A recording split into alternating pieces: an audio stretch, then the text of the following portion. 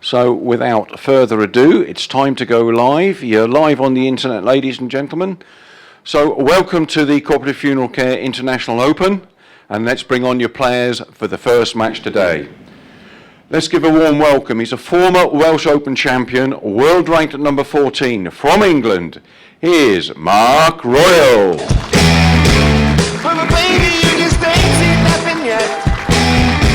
It's something that you're never gonna forget. Well, baby, you just ain't seen nothing yet. Waving around. That's what you told me. Cheers, mate. And up against him, ladies and gentlemen, he's a former world champion, and he was awarded the WBT Lifetime Achievement Award for services he's been doing. He's number 5 in the world. From Scotland, David Gourlay.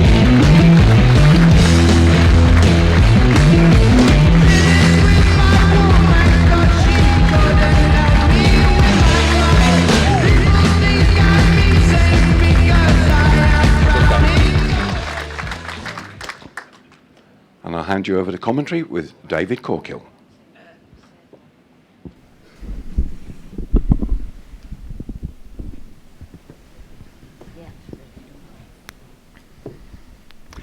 Oh, early morning match for these two guys, and I'm sure they're not worrying too much about that. I'm much more concerned about my co-commentator today, Daniel Patterson from Australia, who I know was relaxing last night after a very good win over John Price, and enjoying the delights of Blackpool in the middle of winter, Dan. Yeah, wasn't too bad, Corky, thank you.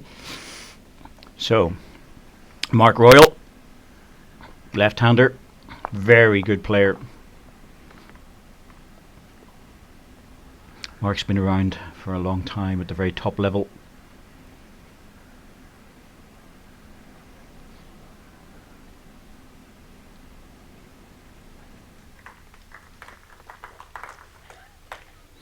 David Gourlay, a true legend of the sport.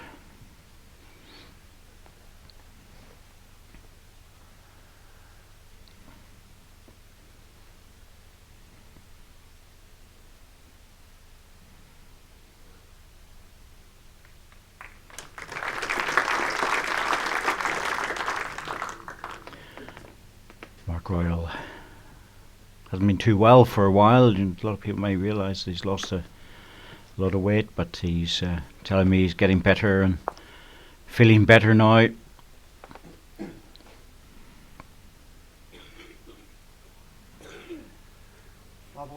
14-inch gap.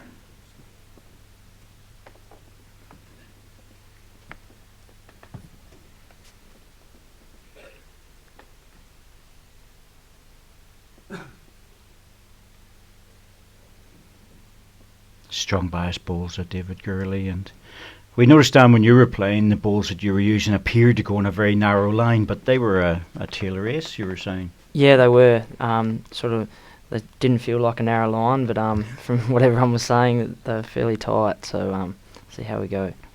Yeah, we all just assumed that it was an Australian ball, to be honest with you, or at least Australian model, and it was just a standard ball, I believe. Yeah, you just picked it out of the pool. Yep, just straight out of the box. Might have been just your delivery or something, but they did look very narrow on the way down.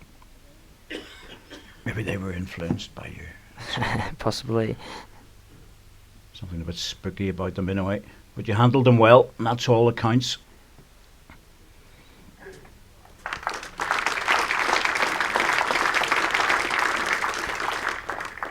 Mark will stay on the draw.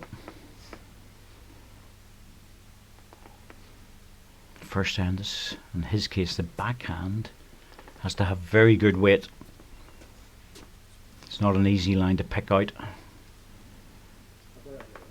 Oh, he's missed it with this one.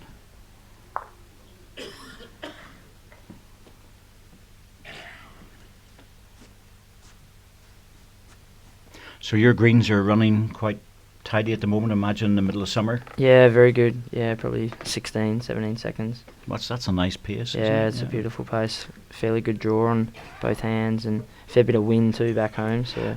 Yes, you're on the coast, of course, aren't you? So, in relation to Perth, where would you be?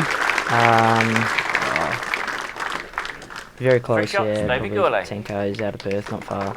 So you really are fighting. It's not so much the greens then that you're fighting against; it's more the wind. Yeah, pretty much. The wind's probably key factor, especially in some of the clubs right near the coast. Makes it a fair bit harder, but still pretty good. And whenever you get to a stage of looking at those wind conditions and the fast greens, obviously the balls are manufactured to suit that. Yep, certainly are. Yeah. What would you use at home? What model? Redline SRs. Redline. Yep.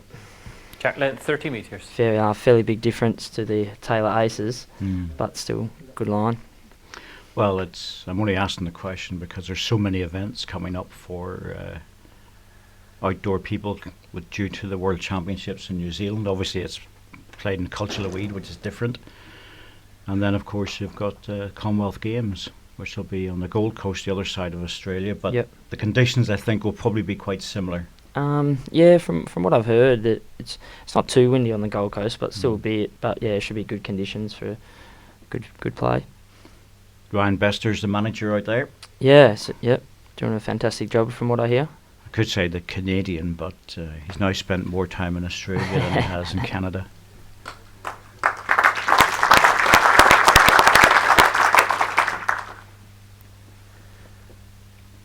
Yes, a lot of countries will be trying to get as many of their players into the Southern Hemisphere over the next 18 months to try and get experience of those very fast greens and windy conditions for making the selections for the World Championships in the outdoors. 1 red.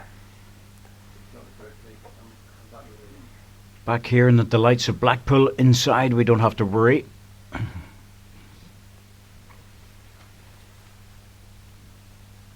Of course, it brings a style of play into the Blair's Armoury with the windy, fast conditions. The draw drive game becomes much more prevalent. Oh, it certainly does, and sort of you find more aggressive players tend to play a lot more weight in the swinging conditions, not worry about the swing and just go sort of harder at it. Dave looks like he's attacking. Normally very good at this shot. 2 balls would be ideal. Oh, he got them. Absolutely perfect. He's just far too good at that shot. He really is.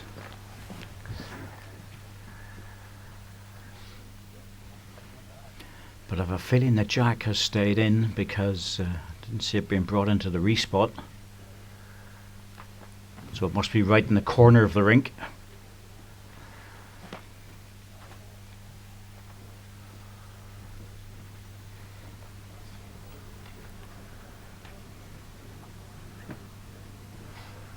Nope, there it is. It's not in the ditch. Didn't make the ditch. That's why David looked a bit perplexed. He expected that Jack to go out and then be brought back into the respot position. But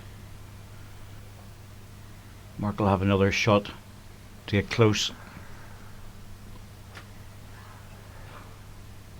This isn't the easy shot, Dan, is it, playing across the line? No, it certainly isn't. But he's played it pretty well, I think. That's good stuff. 1 green. Not a murmur from the crowd. Tough audience out there. It was a better shot than what it looked. Let's put it that way. Certainly was. I think he's close here. Just needs to stop though. It's running a little bit. Hard for us to tell, but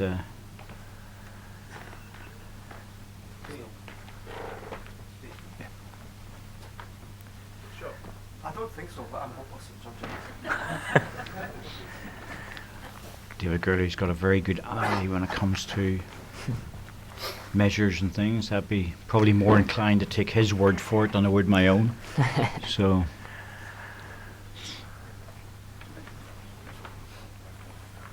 yeah, 1 to green. I think David had a slight edge for his own ball. 1 shot, David Gourlay. I don't know what it's like down there, but I know up here that certainly the top guys have always been very reliable when it comes to calling the shots. You know, it's they might say 1, 2, or 3, but you have a tendency to believe what they say, and just move Jack length on. 30.5 metres. Yeah, it is like that too. That sort of the good players have always got the best eye that can sort of judge distances very well. Yes, there's a degree of honesty there as well. You know, it's all part of the etiquette of the sport, which has been around for a long time now.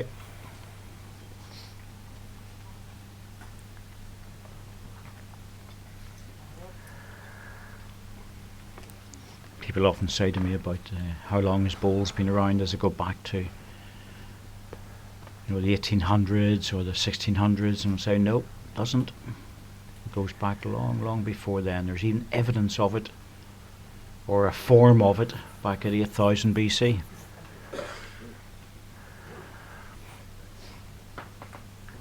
But the modern game very much has its history back in the 15th, 16th century.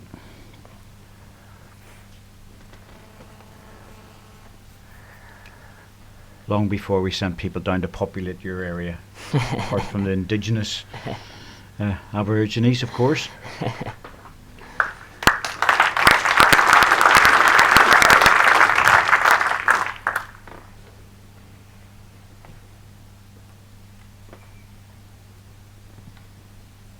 We have to thank Australia for the development in many ways of the composite bowl over the years. It's used to be used the lignum vitae bowl from the heart of the log wood.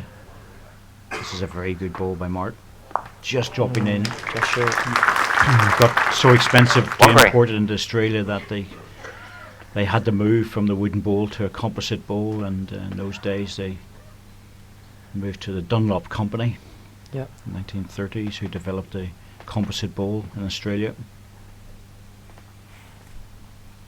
Same time, other companies like Taylor's and others were working on things as well. So,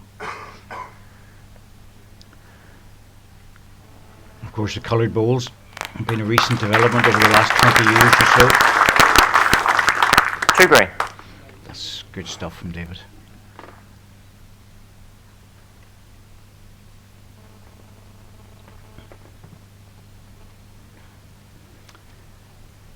Looks like an inside line with a little bit of weight from Mark.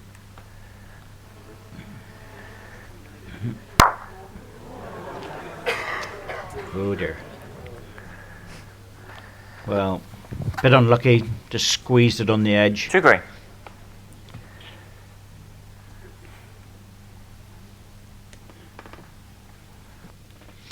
And of course you've got this new company down in Australia, the Aero Bowls.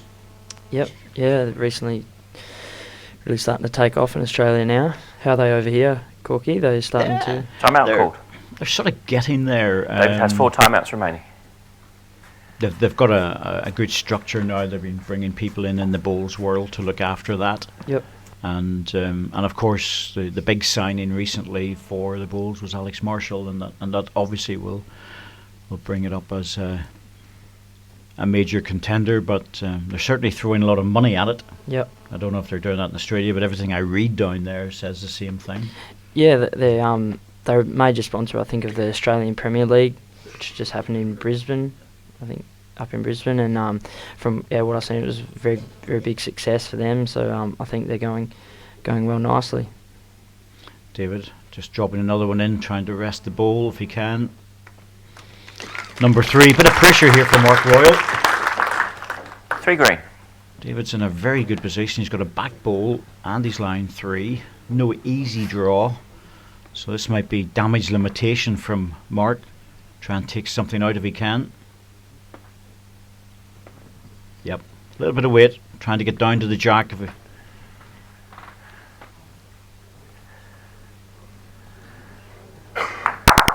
Oh, he could come out of this really well. No, where's the jack gone? Oh, it's gone on the respot. If it had stayed on the rink, he was guaranteed 2.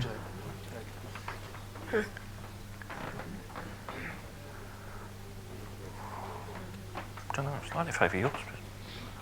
It's worth a look. Umpire. Bit unlucky. Really good ball. Take these other 2 up.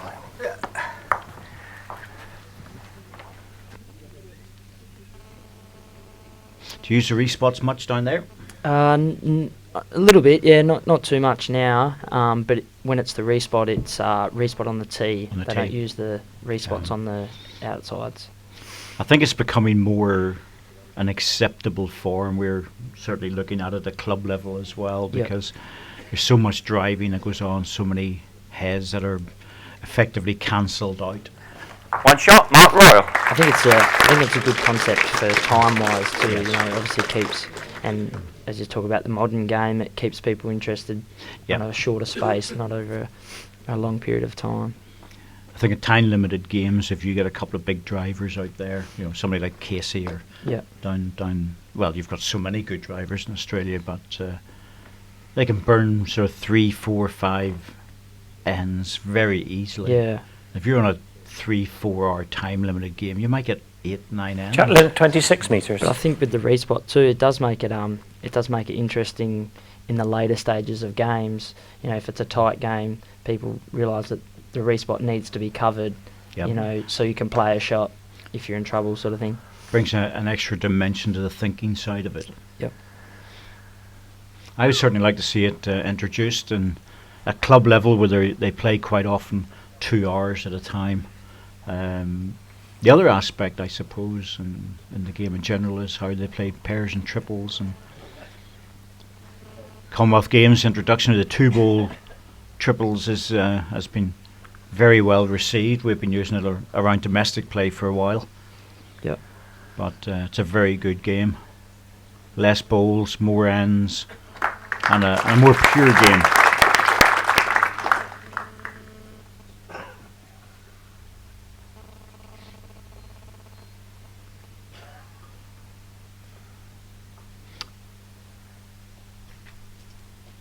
Good start to this match. Good shot play, good draws, as you would expect. Second round. One green.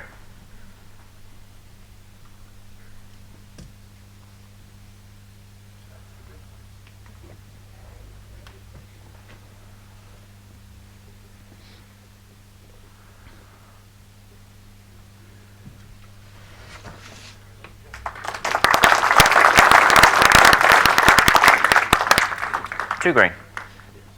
David's playing that hand very nicely. Yes, he's strong bias balls David's using, which he prefers.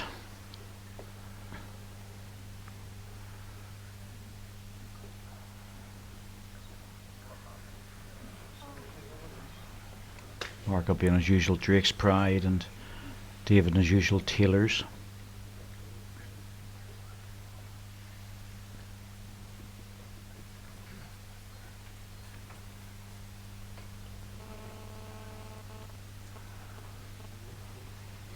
Push that one well out. Here it comes. He's got a lot of faith in the green balls. He feels very comfortable with them.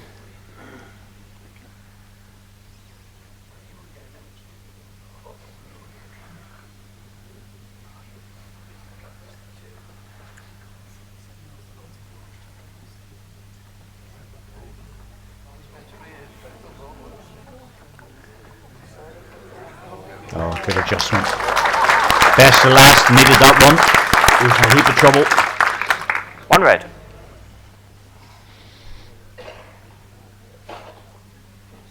A lot of players would like to hit that. Would you have thought about the same thing? It wasn't an easy draw.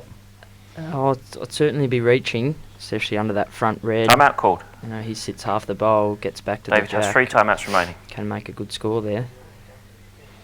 But the way David's drawing on that hand, he can just about draw it off too.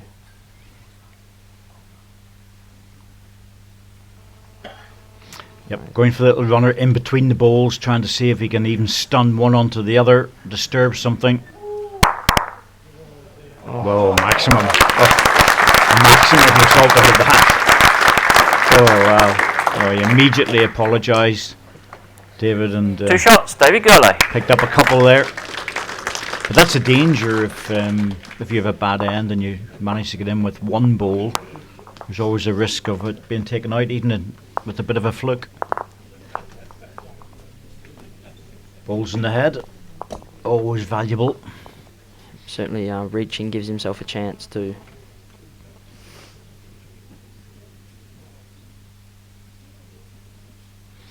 David Gourlay sporting the Spanish tan. Now living south of Jack length Barcelona. 29.5 metres. It's a tough life down there, he says.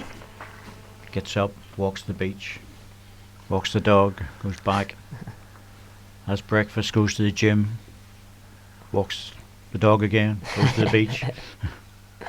It's tough. It's a tough life.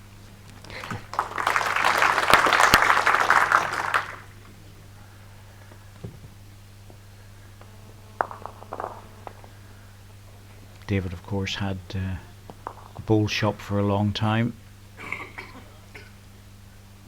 Still bears his name, but it's owned by Linda Brennan in Glasgow. Very good player herself, Linda, real character. And a very savvy business lady if she kept a name, which was very wise. David Gourlay Bowls. Certainly is a household name in bowls, isn't it, David Gourlay? Yeah, especially in Yep. Scotland as well, but it's... I was chatting with him yesterday and he was saying he's been with Taylor Bowls since he was 16. yes. One red. Long time. Yes, he's been very loyal to the company, and I think they've been very good with him. Yep. Which is it's a two-way street. That Mark Royal's been around the Drake's Pride camp for a long time as well.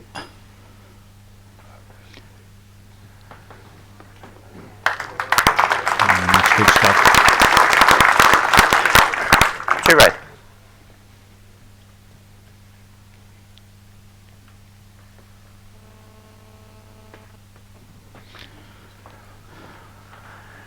David, oh, that's kicking very early. Didn't expect that to go just as fast. The danger of that is if he plays it again with a little bit more width on it, it's quite likely going to hold, because that's a forehand, as you know, Dan. It's a straight hand, but you can't go too narrow. Yeah, you've still got to get out a bit, but as you say, it does. If you're under, and rips back late. So I think David might play the other hand now. Well, that forces the issue. That's not an easy one to negotiate. He might have to just draw this. 2 red. Last ball, 18 inches.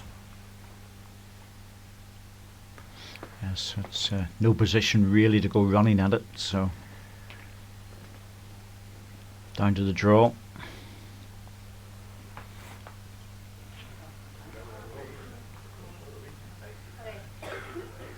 He's close with it. Very, very close. That's typical David Gourlay. Forehand runner. Didn't work for him. Goes back to the draw. 1 green. Absolutely perfect.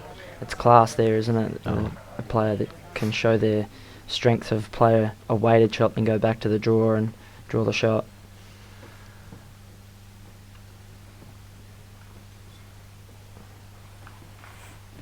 Mark left with nothing but a draw to try and move the jack if he can. Here it comes. Not up.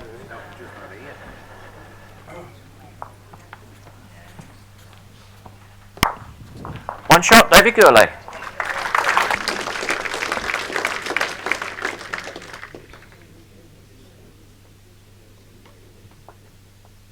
So a true outdoor lifestyle for you, Dan. Being a landscaper, you're obviously out and about all the time. Yep, certainly are, which is good. Out in the sun. Nice warm weather down in Perth. All year round as well. Yeah, pretty much. Oh, Jack length 26 metres. does get a bit rainy in winter, but nowhere like Blackpool. I was going to say. When you get down to about 10 degrees in the winter time. Oh, I don't think it's been that cold for a while. There you go, you're saying. Couldn't beat it. Great place. Can't say too much about it. I get accused of being the Australian Tourist Board if I go into it too much, but especially on that west coast, you've got a much more steady climate in many ways. Melbourne can get very cold in the winter and very hot in the summer, although it's my favourite city. Oh, Queensland. Queensland's a fantastic spot too, where the got Gold Coast as well, where as you said, the Commonwealth Games will be held, which will be good. Yes, it'll be a nice time to go there. 2018, look forward to it, all being well.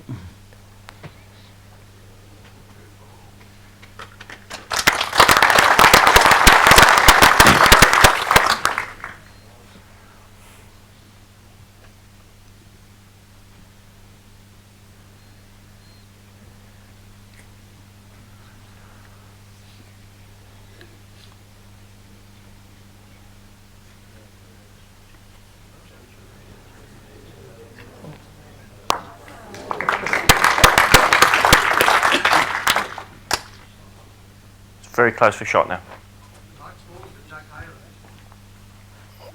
Very slightly in front, quarter of an inch in front of Jack High.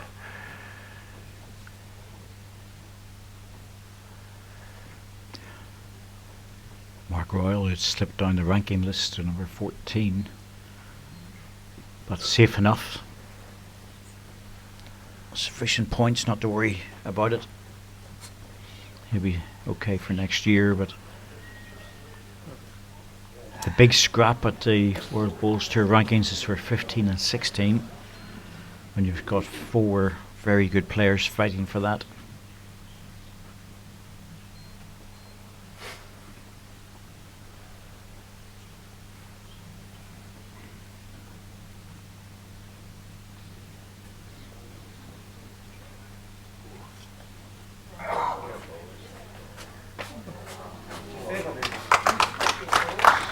Well, that's another. David might be forced onto the forehand running ball. Slightly favour red.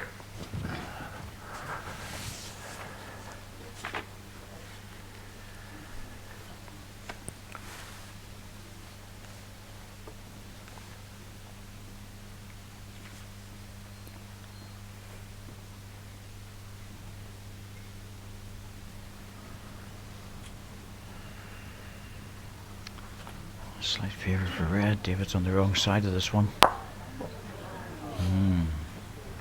Surprised at that. I thought he might have played a little run in the forehand.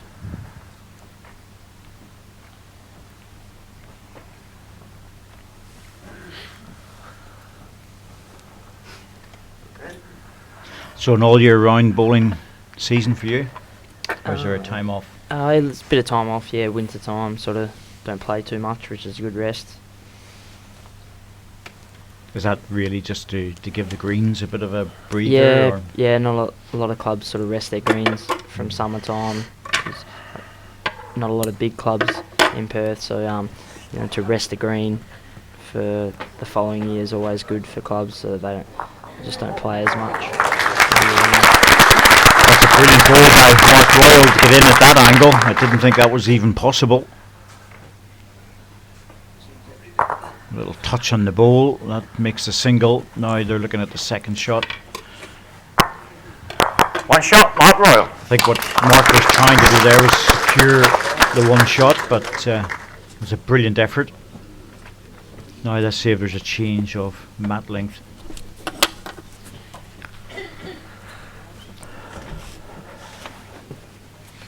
(7-2), 3 ends to go.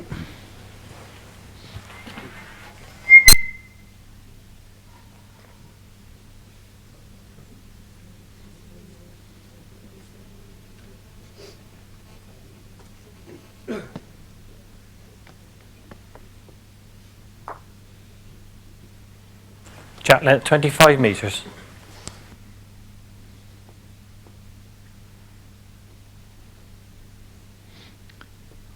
A lot of our local bowlers would struggle to drive an hour and a half for a match, but a whole lot different where you guys are, obviously. But there's also an element of whenever you need to travel to go to other areas, it's a long journey across the other side of Australia. Yeah, it certainly is. I think it's 4.5 hours to sort of Melbourne and stuff like that. So it is a big journey, but sort of has to be done. Does that really mean that the state is quite isolated? Yeah, certainly is, and it does feel like that with a lot of, especially the Grand Prix events and stuff like that. Players can't can't get to them as frequently and often as they would like. You know, it's a lot easier for people that live over that way. But in saying that, they play a lot more, so they're better players over there, you could say, as well. Well, they get more competitive Yep. tournaments. You know, I always feel that the more competitive tournaments, the better. And if you're living in the Gold Coast or in Sydney area, you know, that's perfect. Yep.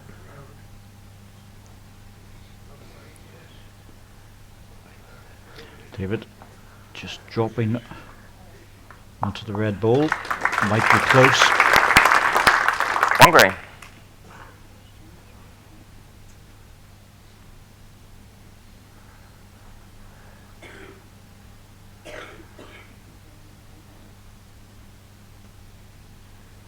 Turned his back on it.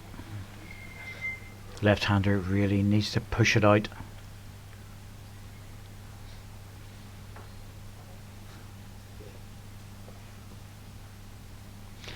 Ball just catching David's eye at the side, so just bring it back.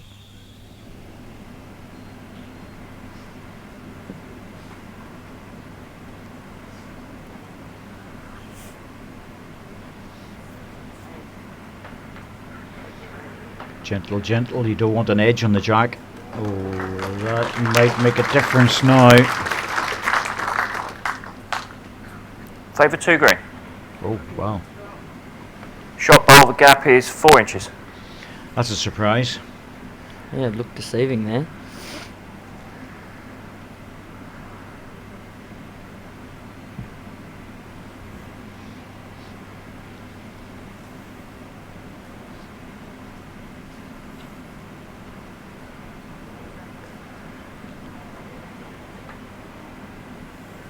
That's a good ball. Really good ball to get in there. Played that well.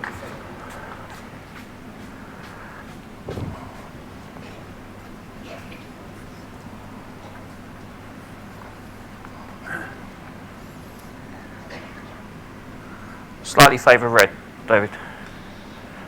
Oh. What do you reckon he'll play? What sort of weight down on this one? He can play a bit. He gets the front bowl onto the jack through that hole, but Oh, he looks like he's just drawing it. Oh, look at this. what a shot! Oh, dear me. What a shot! He is in form this morning when we're playing that. I was with you on that.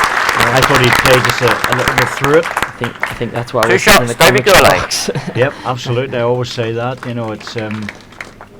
I think actually the vast majority of players would have played that with a little bit of weight. But David Gourlay, obviously in good form and feeling good, picks up a double. Mark Royal thinking to himself, haven't played that badly in this match, and 9-2 down after 7. Jack length 25 metres. yeah, but that was a really good ball from David Gourlay. That's a very good indicator as to where his mind is at the moment. Completely in control.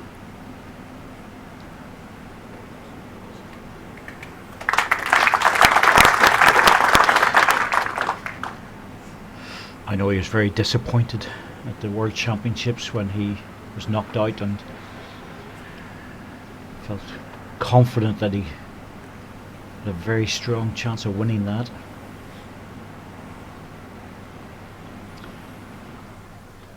But when we get down to the last 8 and then the last 4 of that singles championship, any of them could have won it. It was just a bit of luck here and there.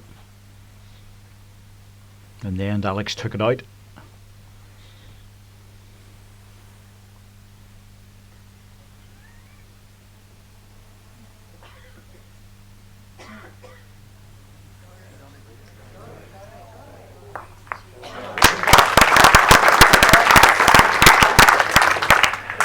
I'm not sure watching this for you is such a good idea sometimes.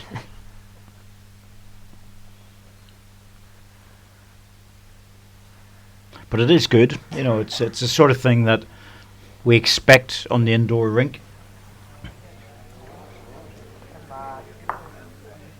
Oh. Using the balls, percentage shot. 1 red.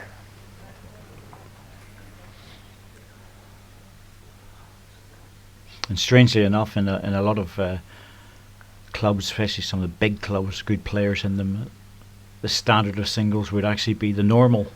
Mm. You know, it's on the indoor rinks. Look at this.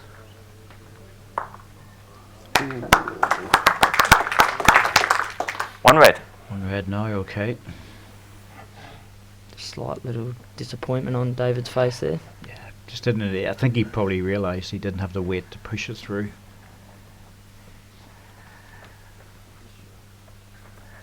The back position isn't a particularly big issue. The holes are all round about jack high. Surely a little bit of weight this time. I didn't want to call it there.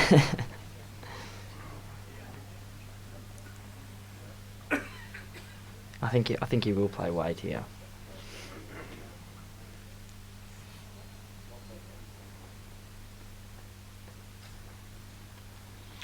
I tell you what, he's not using much if he's getting back from there. Wants to tap his own bowl over. Oh, it's going to fall back. 1 green.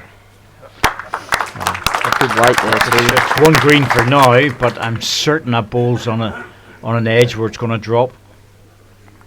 David staying well away from it, as is marker Alan Thornhill. Mark Royal should take about 3 timeouts here. Surely it can't stay up at that angle. Timeout called.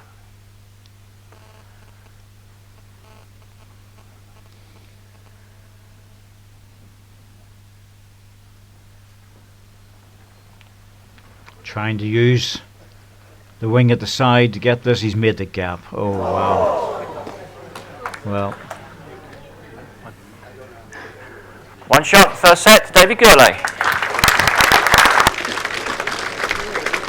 nothing for Mark Royal. It was really an exercise, that was all, on the end. But good to see David Gourlay playing as well as this. Not so good for Mark Royal though.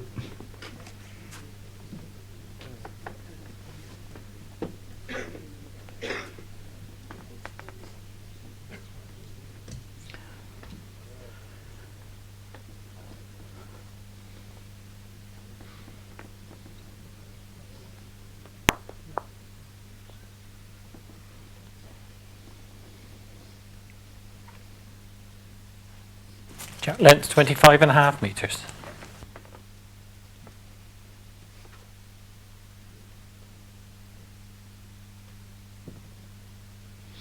Mark has got his own bowls retail business.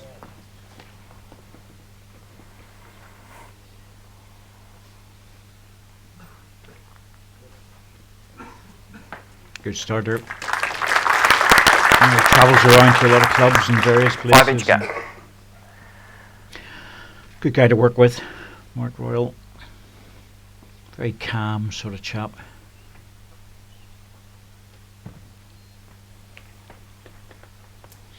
David doesn't get a lot of day-to-day bowls because of where he lives, but when he comes along for the big tournaments, there's 2 aspects to it, Dan. He doesn't have the competitive edge. He has to develop that as the tournament goes on. He puts a lot of hours in to do it, but he arrives with a freshness, looking forward to it every time. Yep, certainly it shows, doesn't it?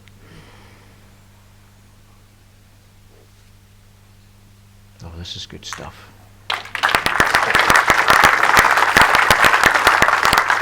Two red. 2 inch gap. Be tempted to have a go at this, David. Be the normal forehand runner.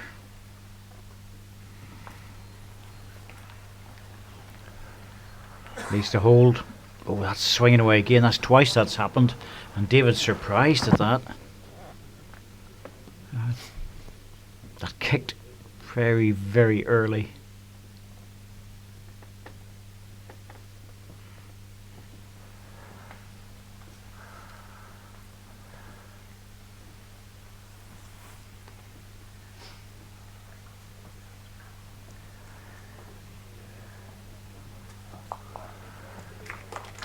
2 red.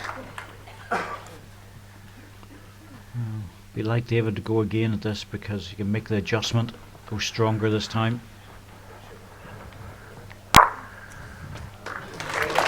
Good strike, but what a result.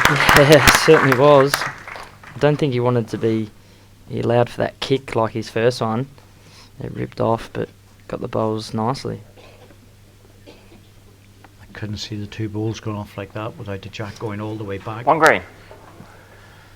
Oh, it's a massive result. Oh.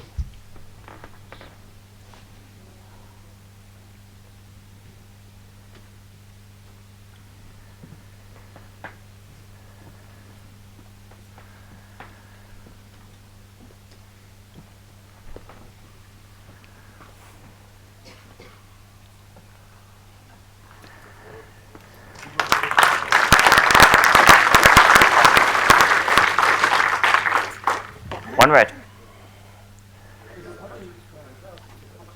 It's very small gap. Small gap. That green ball looks like there's an angle for it to come in. David just trying to play over the draw. Here it comes. Oh, got it. Not wasting any balls, is he? Certainly isn't. 1 shot, David Gourlay. Good end. He was in trouble in that end. Mark was a bit unlucky there. Sort of drew 3 good bowls, didn't he, to the jack, and dropped 1 from David's last bowl, which makes it hard. Well, it's like a lot of top players whenever they're on form. Nothing is safe. Jack length 27 metres.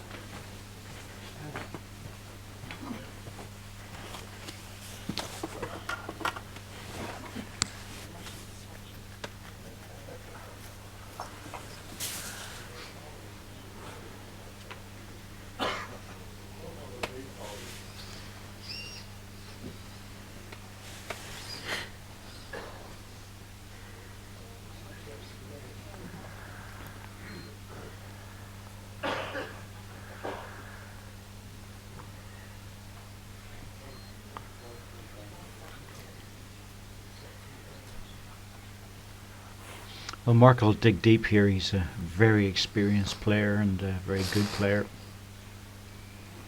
Not going his way at the moment, but 18 inches. we all know in bowls that can change. Very quickly.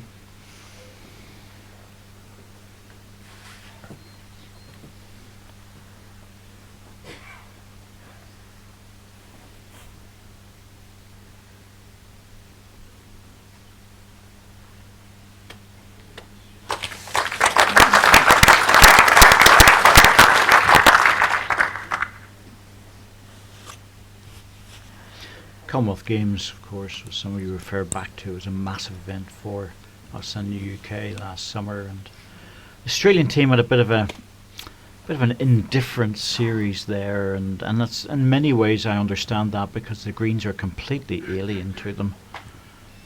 It'll be a whole lot different when it goes to the Gold Coast. Oh, yeah, I would imagine so. But, it's at that level, sort of it's up for grabs, isn't it? Certainly, I think they did well, but I think they would be disappointed at the same time, so it'd be interesting to see the lineup again for them. Have they announced any changes on the elite squad, or is it just too early yet? I think it's a bit early. I'm not 100% sure, but Brett Wilkie might be able to shed some light on that. I'm sure he'll be watching back home. Well, if you're watching Wiz, let us know. Yeah. You'll be watching your game probably. Yeah, he was. Appreciate all the support from all the boys back home through our Facebook and other things, which was very good. I'll send him a message so he can get in contact with me, let me know what's happening.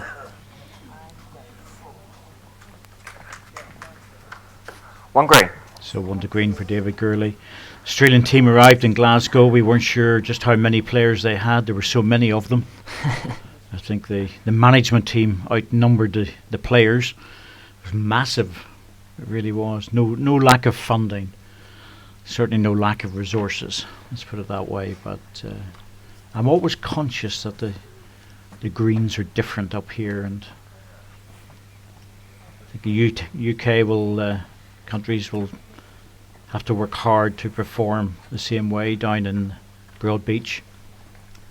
What would their practice schedule be for them to go down a couple of weeks earlier, or? Well, I think probably a week, maybe at the most. Yeah. 10 days, depending on funding and various other things for the countries. Scotland are very well funded, England as well, but Commonwealth Games usually about a week or so before. Mm-hmm. This is close if he can make it past the zone. Oh, it's a great ball. That's a really hard shot to play and come around that sort of level of angle. One shot, Mark Royal. Well, Mark hasn't let the disappointment get to him of the first set. 10-2. Now he's 1-all in the second.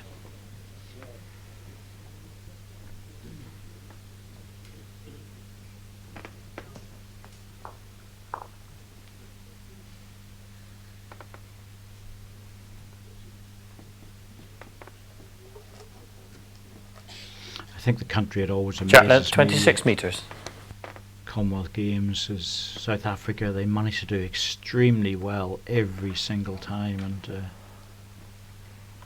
they don't have a support network of the big bowls countries, even though bowls is big in South Africa. Good ball by Mark.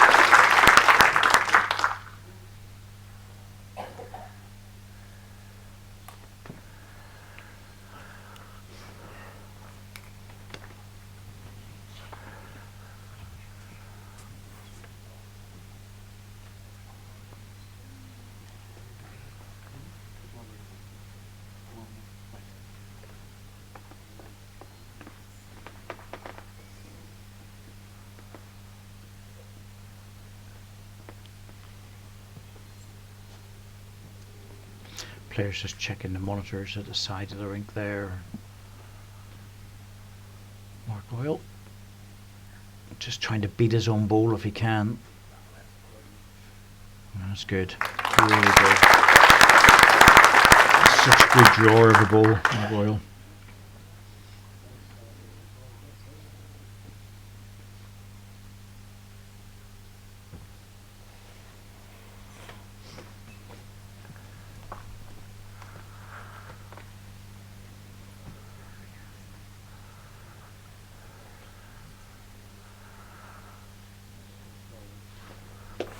Two red. My shot hole, is that behind or in front? No, it's 4 inches in short, 4 inches short of jack high.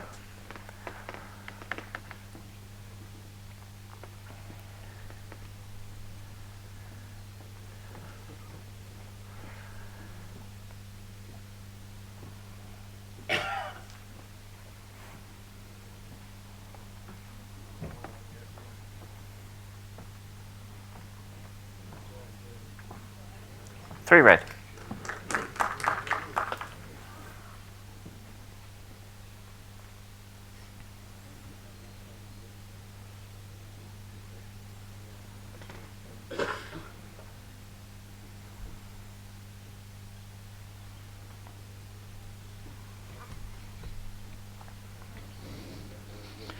Oh, that's going to take one of them, I think. On Two the red. edge. Yep, take one away. You're sort of thinking, Dan, whenever you get a game like this, you're sort of saying to yourself, surely David will go off for an end or two. I think, yeah, as you say, I think Mark would be thinking that, but I also think that he'd be thinking he's still in the game, drawing Timeout well. called. You know, he's Mark lost has the 3 first set, timeouts remaining. 10-2, but didn't play that bad, did he? Really? No, I thought he played a decent first set. It was just David Gourlay was playing so well, and Mark's always conscious of David's running bowls and 2 back bowls against him here. So does he draw another shot or does he go deep?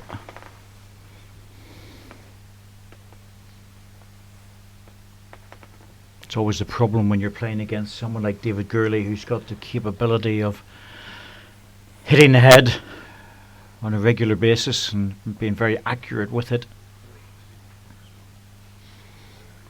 Well, decided to go into it, hopefully dropping back for another one. 3 red. Interesting to see what David decides to do here. Will he try and draw closer, play the runner for the damage limitation? What do you think he'll play? I think he's angled for the draw shot, but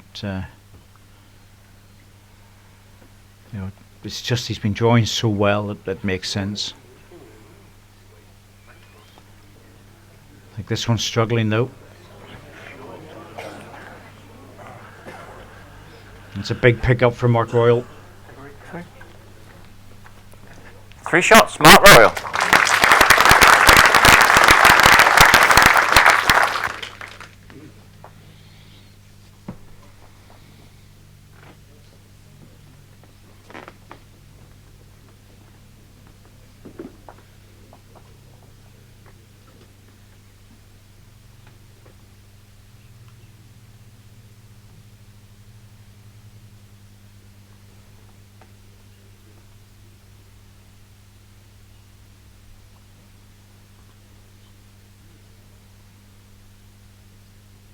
Jack length 25 metres.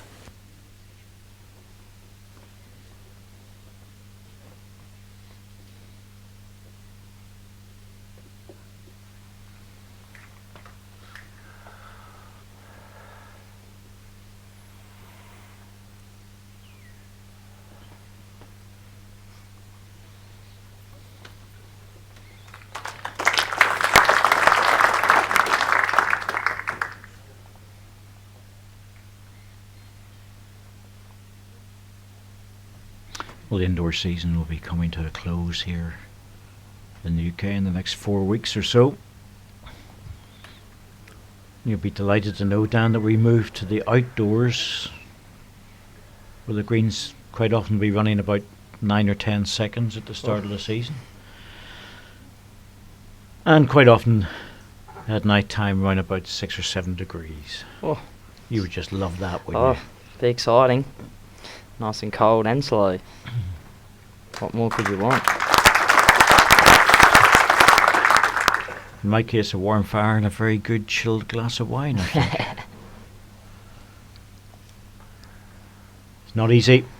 The start of the season, it's always a tough challenge for the outdoor.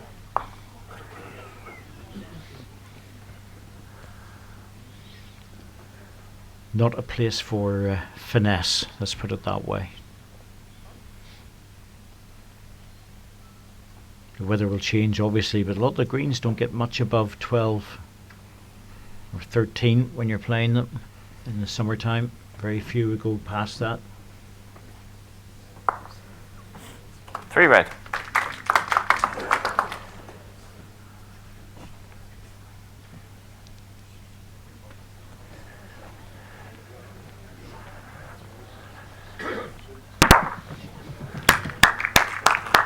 David once again, reliable forehand.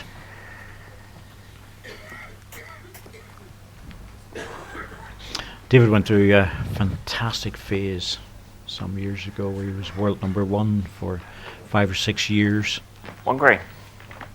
And I did an analysis over a period of 2 or 3 seasons on his forehand runners. And he was sitting at somewhere like a 96% hit rate. Oh, that's pretty impressive. Oh, he was just so good at it. He just rarely failed, and obviously you can't keep that going, but decided to take a note of it with all the matches I worked on over a period of time. 3.5 feet. But there was no point in saying he never misses unless you have some sort of statistical background to base it on, so that's why I managed to have a look at it.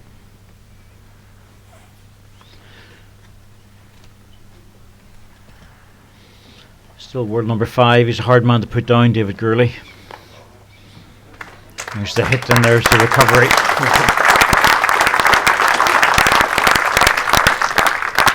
One shot, David Gourlay. You think back, they last won the World Championship in 1996. Long time ago.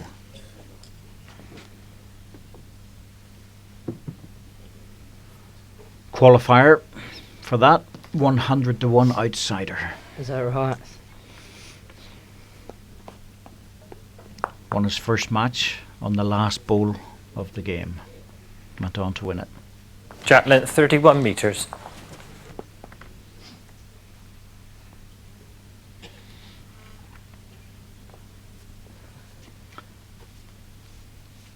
Comes from the Bowles family, of course. Mum and Dad won many medals over the years. David Gourlay Sr. won a gold medal in the 1982 Commonwealth Games at Maruka, Brisbane. In the pairs, along with John Watson, I was there. Fighting my way through as a very young man in the singles.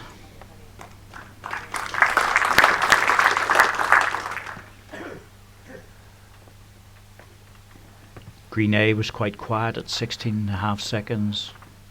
Green D got to 20.5. Interesting in a windy day. And we played at night where it dropped down to 12 or 13 under lights. Very interesting. The last bowl, 15 inches short of Jack High. It was a tough challenge, I have to say, for everyone, but UK did well that year, and generally the pairs taken out by Scotland, and the singles, Willie Wood won the singles. Fantastic performance.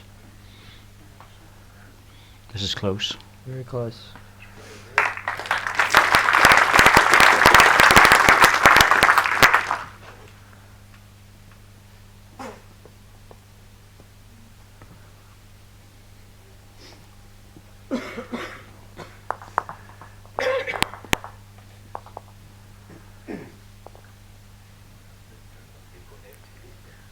Mark would prefer to slide under his own ball if he has the weight.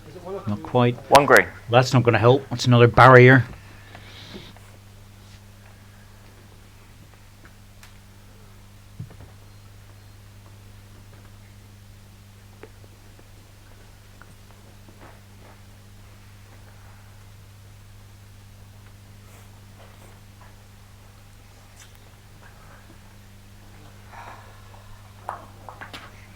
One green.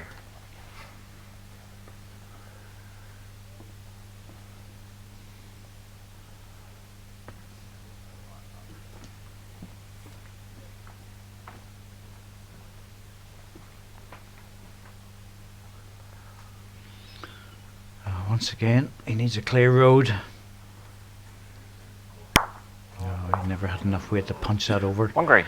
Still set up a plant which might be useful.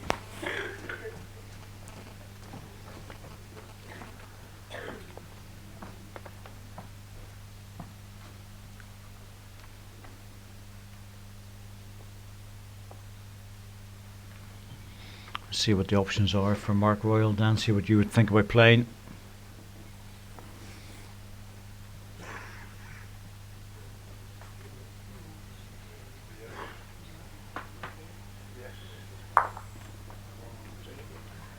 Could be two. Two green. Plants Yeah, coming in there's both two. sides.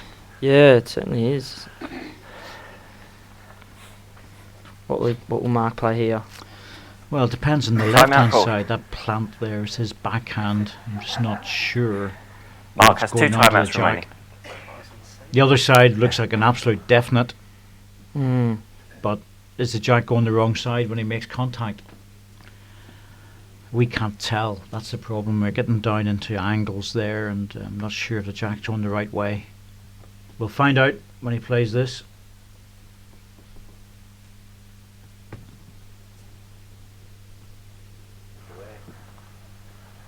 In the area.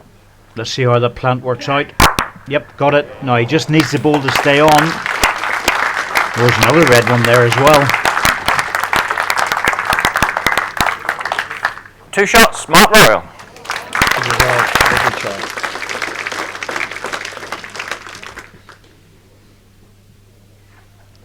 That was a really good ball. Obviously, that was the right plant. We couldn't tell it. Just the perfect angle for us. Hard to see, but he played it with good weight. That was the hard weight then, wasn't it? Yeah, he did play it probably a bit bigger than I thought of. I thought he would have. I thought he might, as you said, the plant, we couldn't really tell which side it was going, so, but it was on.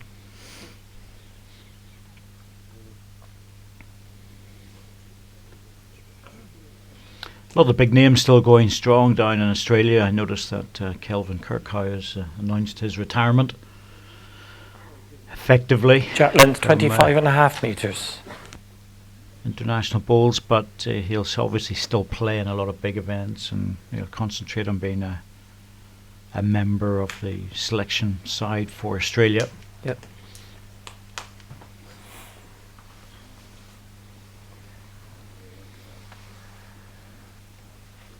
Kelvin, well known here, of course, in the UK.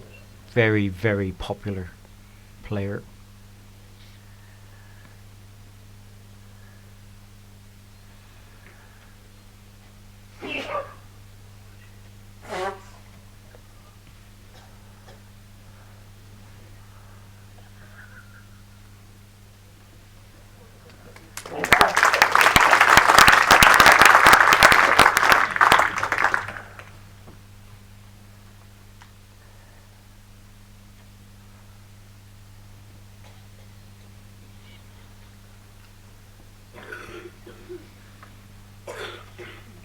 Well, 6-2. It's time for David Gourlay to start scoring again. Mark Royal, just feel he's getting stronger in this match as it goes on.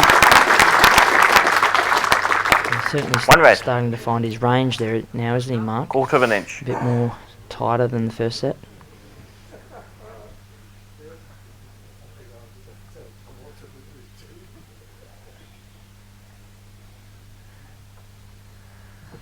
Clubs over in Western Australia don't have the, I would imagine anyway, don't have the financial backing that they do in places like New South Wales No.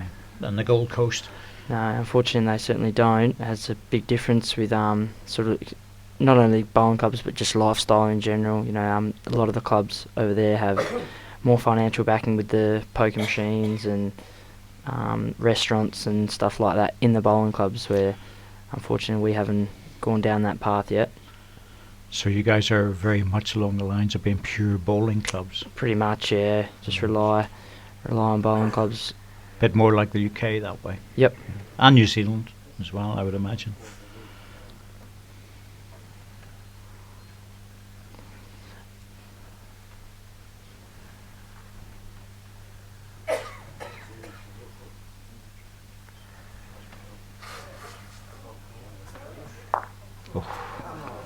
Needed a stronger movement, although he's come to rest in behind One the red. green one. Lifted it up a little bit. It's a bit closer. The gap on the green one, 1 inch.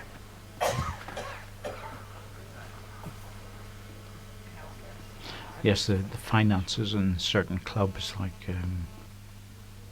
Marylands and St John's and places like that is just absolutely unbelievable. Yeah, it is big numbers. They're flying players in from New Zealand for their Premier League, and it's scary stuff. It could give a shot away here.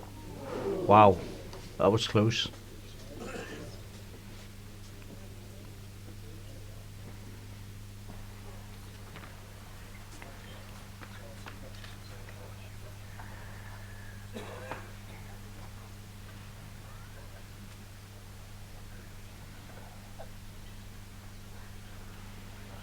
David going for the inside runner, has to get past the front one. Oh dear, that is not a good result. It's going wrong for him in the second set.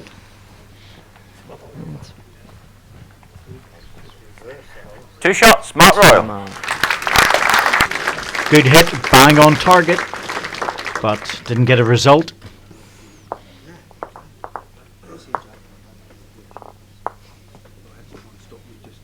3 ends, 6 shots for David Gourlay to get back. Mark, well, just has to win one of those ends, and I think that'll be more than enough to get him over the line. As it is, it's looking like a tie-break. As I was saying, Mark Royal's the sort of player that knows how to dig deep and scratch out a good performance. Definitely moved up a gear in the second set. Certainly has, yeah. And David's Jack length 25 metres. David has just dropped off that little bit, hasn't he? Unfortunately for David. Still very tight heads.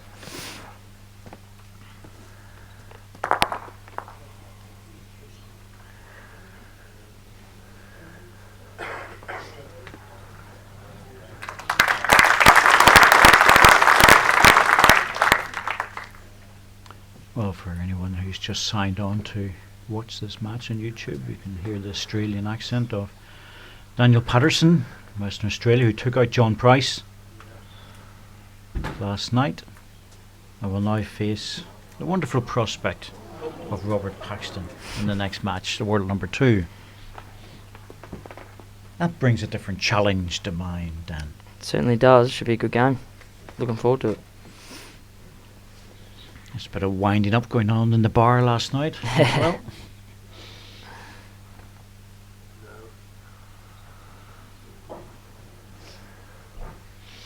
I think Robert got a bit of a scare in the second set against Shalom Ben Ami from Israel, and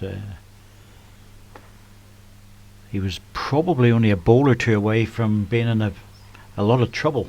Yeah. Good ball, David. Shalom had a shot that he just missed at 4-3, and goodness me, he was so close to getting it right. I think a lot of the players were watching that at the time inside the arena. Boys were telling me they were Shalom was getting a lot of support on that shot. They just wanted to see Robert under a bit of pressure. 1 green. Last bowl, the gap is 10 inches.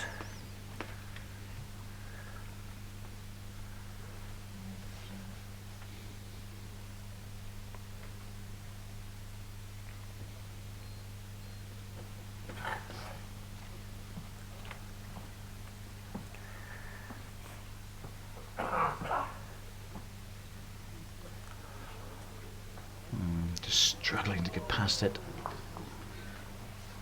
Well, I'm not sure if that plant has set something up for Mark Royal. He's got the back position. And it's a direct plant in. Got to be tempting. It's not an easy draw.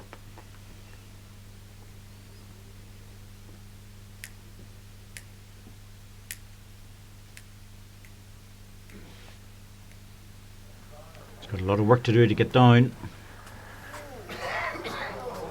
Good effort. Good effort. Yes. 1 green.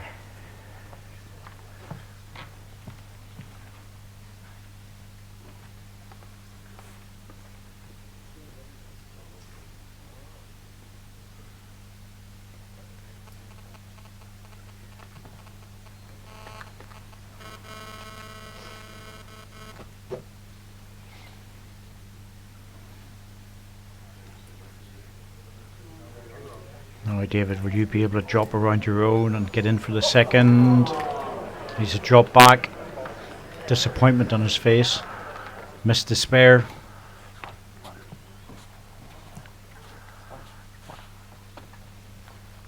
Okay. Really needed 1 shot, the 2 David there. Gourlay. 2 would have helped. 8-3 with 2 to play. So you've been here for a while now? Yep, yeah, fly back. Got in Saturday. Adjusting to the cold weather. Yeah, I noticed all the different layers you were wearing. Yeah. And the plan is to go home when? Sunday. Sunday? Yeah, fly out Sunday. London or? Yeah, London. London, Yep. so you're going to spend Jack a length day 31 down there. metres. Yeah, catch up with some friends and then fly. Oh, good. Yeah, should be good. Excellent. It's a whole Aussie community down in London. It's probably bigger than some of the towns in Australia.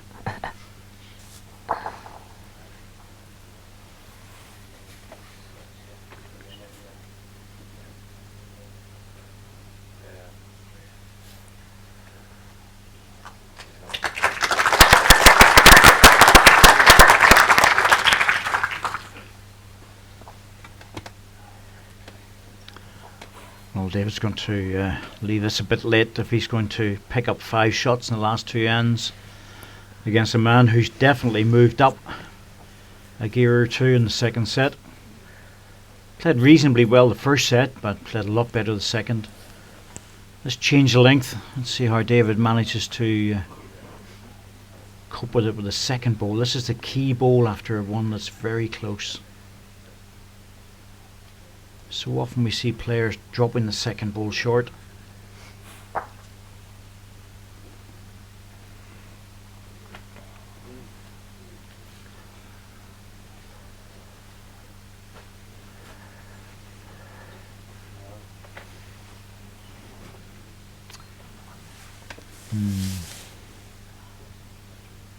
Sometimes I really don't like it when I'm right.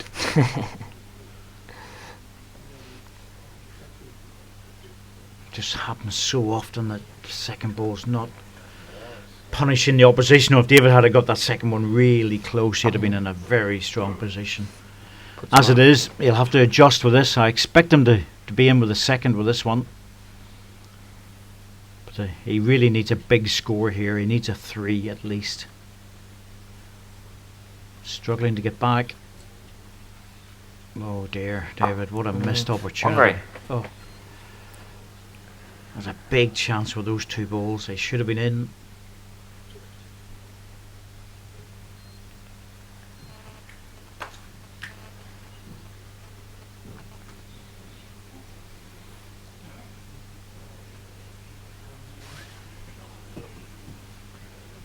There's the recovery ball.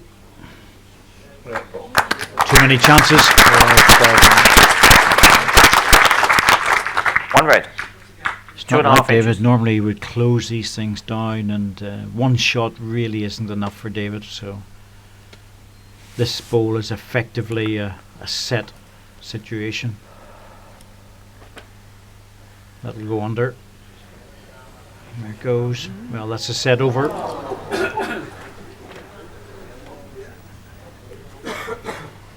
Set.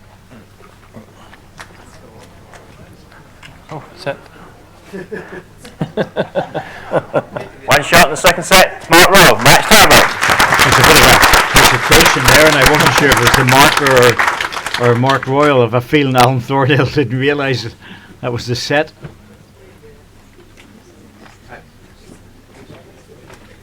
Toss the coin. Well, David Gourlay didn't play badly in the second set.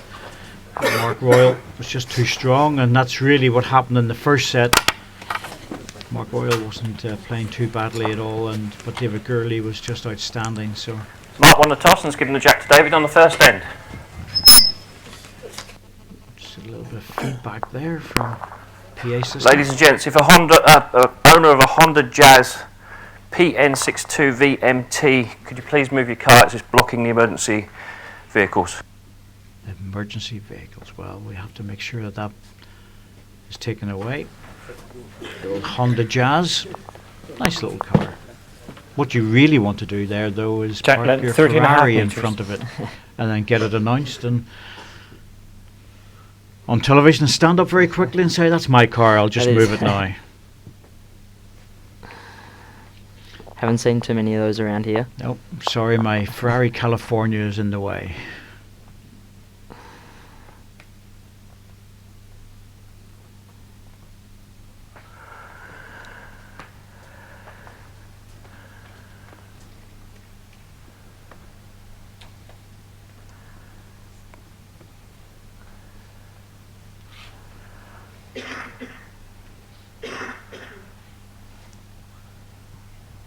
Well, the way David Gourlay was playing,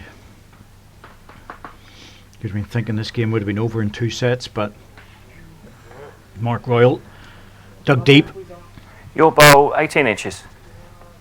Played really well in the second set.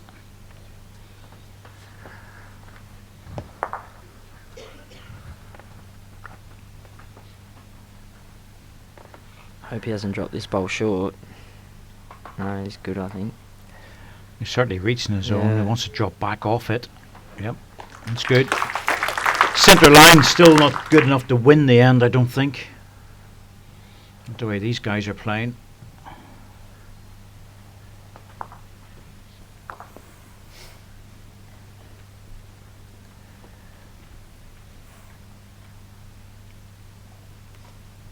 Yep, there's the number one.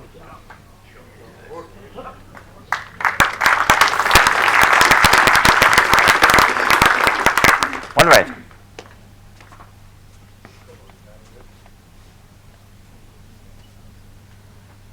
David Gourlay coming up to have a look at it. He'll take a time out. Plenty available. Timeout called. David has 3 timeouts remaining.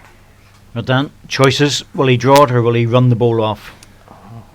Every time I've said he'll run the bowl off, he's drawn, so I think he's going to draw. You wait to the next match. Jason Greenslade. I think I'll leave that one to the professionals.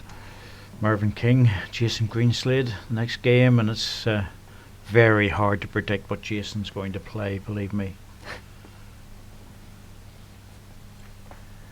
David, well, he slapped the leg, which means he's not happy with it. Can only imagine he feels that he's pushed it out too wide.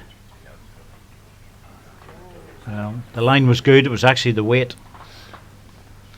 After that match, we've got Andy Thompson and Alex Marshall. Oh, that looks really What a tidy. game that will be. What a game. Nick Brett against Greg Harlow, another one to look forward to. And then at 5:30, Paul Foster, Jonathan Ross, followed by Wayne Hogg and Mark Dawes, the local man from Blackpool. Close again. Very close here. Well, that's locked his one ball in, so 2 red. that's leaving David with, well, very little to play here other than a sort of reaching draw to get to the jack. If he hits that red ball will almost certainly stay in. Timeout called. David, Best has chance 2 would be the timeouts forehand runner front red ball onto the other 2. That's the only way he can create the angle to get the 2 balls out. Or else draw it in the backhand.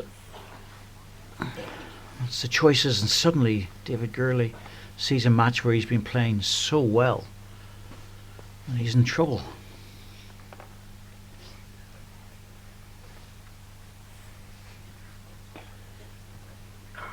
Going for the draw. Well, this is a tough one. Not sure he's going to reach this.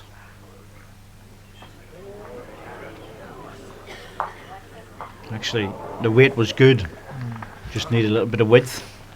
First end, Mark Royal.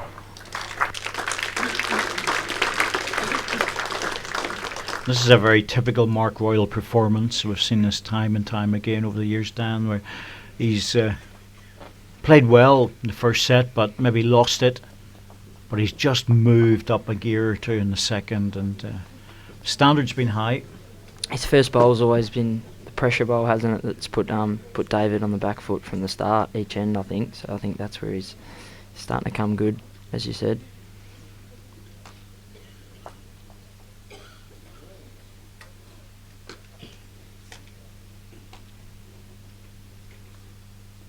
Well, you mentioned Brett Wilkie earlier. Brett Wilkie was over a number of years ago, played in International Open, Burgess Hill, South of England. 24 and a Played half very metres. well. Adapted to the indoor portable rink down there. Very good player.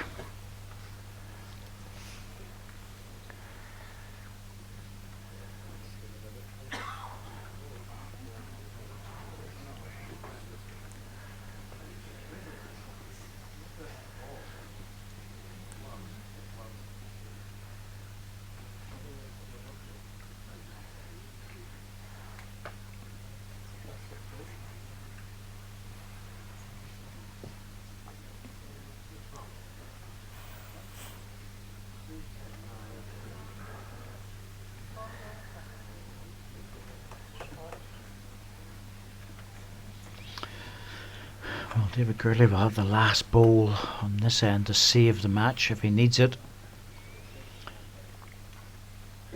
Mark Royal, so good on the draw. One of the best in the world on the draw. He's just had a bit of a loose couple of seasons where he's just dropped down the rankings, but proving a point. One red. He's a very dangerous player.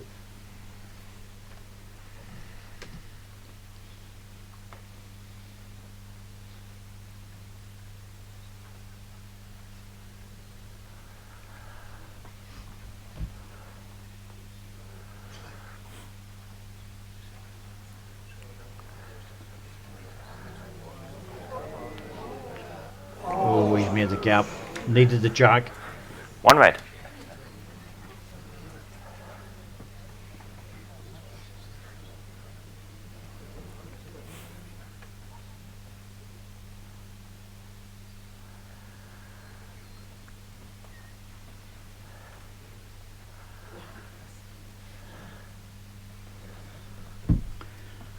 Oh, for those of you that are watching this in work, you all know you should be working, but it's a fascinating game. 2 red. Put the pen down or whatever you're doing and watch this. It's much more fun. Mark Royal on the edge of a very, very good win against David Gourlay. Needs something with this. Oh, he's got something. What a result. Oh, well, he was going off target and got a very fortunate result. And that jack looks to me like it's staying within the confines of the rink. This is not going to be easy where it is.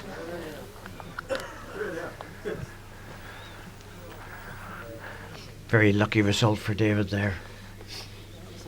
He was in the area, but I think on another day, Dan, you could just wick off that. And peel off and you're nothing, aren't you? So I think he was a bit fortunate there. I think he knows it too.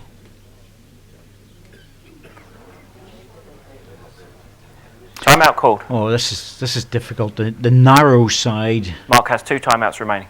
and with the left hand, that's his forehand. That will definitely come away from the jack at the end of its travel. The other side is just full of short bowls.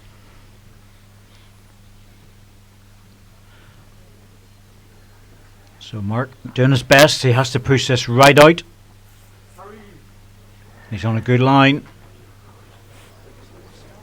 I tell you what, he's doing his best with this one. I'm not sure how much more he could do with that. That's a match lie, and it's 1 red. again, it's going to be really difficult for David Timeout to call. beat that shot. So does he draw it or does he go for the bowl? I think he'll draw it. In Australia, what would you do? I draw it. Yeah. But on this, that sort of narrow hand, I think it's a tough shot. You can see it's a tough shot with David as well, and this is not easy to try and save the match. Has to go very wide. He's got a very strong bias bowl, so he has to have faith to push it out and hope that he's got enough weight to run it. Now, will it stop in time? It's running, and it's gone. That was the danger. He had to get it, to be fair, and that's one of those things with David. He played the right shot, he normally does, but he had to give it everything he possibly could to get the shot. Once more, ladies and gentlemen, Dropped show into the ditch. appreciation to 2. Unlucky for David Gourlay. Congratulations to Mark Royal. He withstood the onslaught of David Gourlay in the first set and came back strong to win the match and go into the quarter-final. We'll have an interview with the players in a couple of minutes, and that will be followed by the next game fairly shortly. Mervyn King and Jason Greenslade.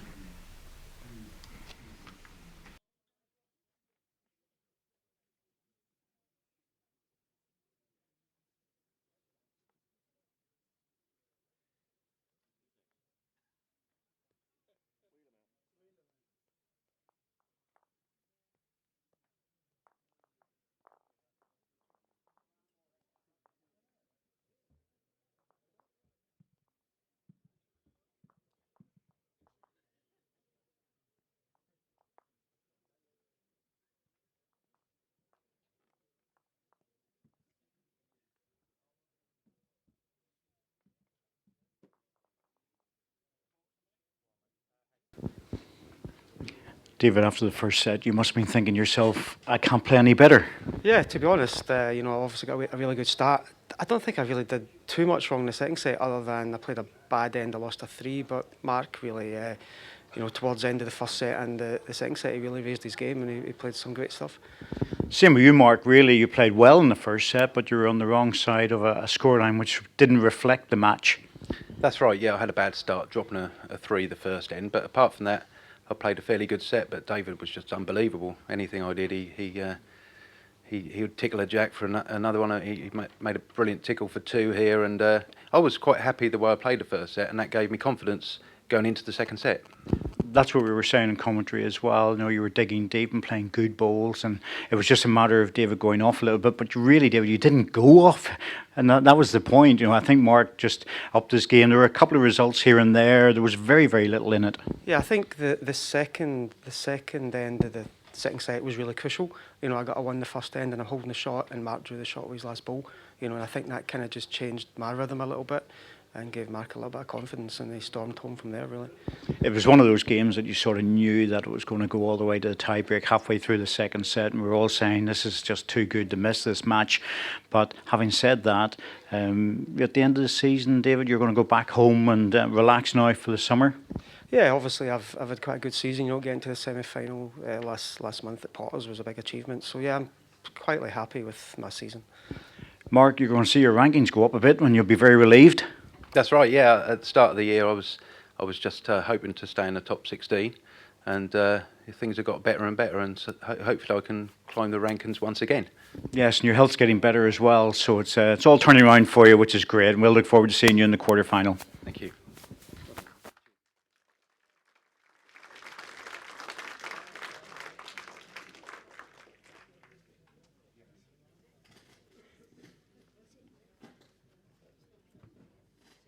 We'll be about 7 minutes before we start the next match, ladies and gentlemen.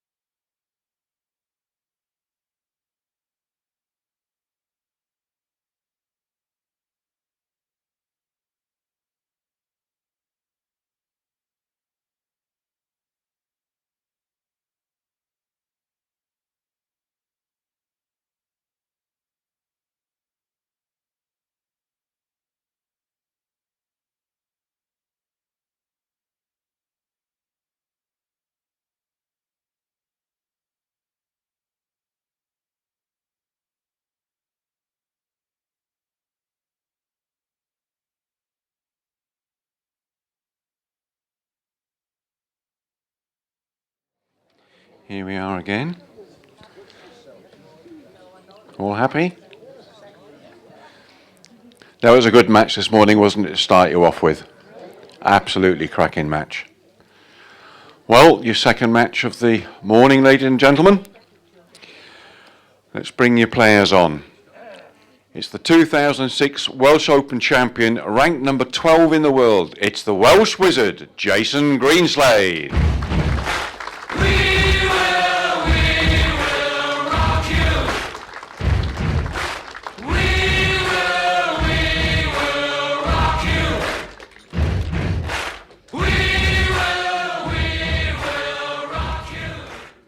Well, and up against him, ladies and gentlemen, he's ranked number 6 in the world, former world indoor champion from England. It is Mervyn King.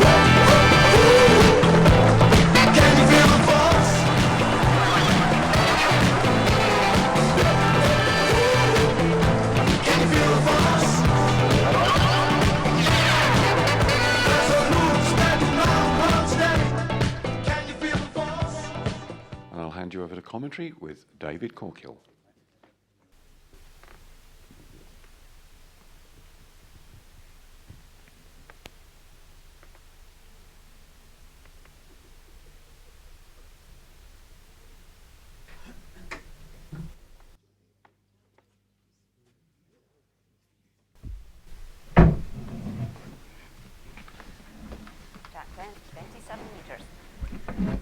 Contrasting styles with these two players. Jason Greenslade, very much the shot player, up against Mervyn King, very much the draw player. And in the commentary position with me today is Wayne Ditchfield, the Beast of Blackpool. Hey David, you alright? Welcome, Wayne. Flat green, crown green. You can do everything. Yeah, crown green's still the proper game. I love you guys, I really do. One red.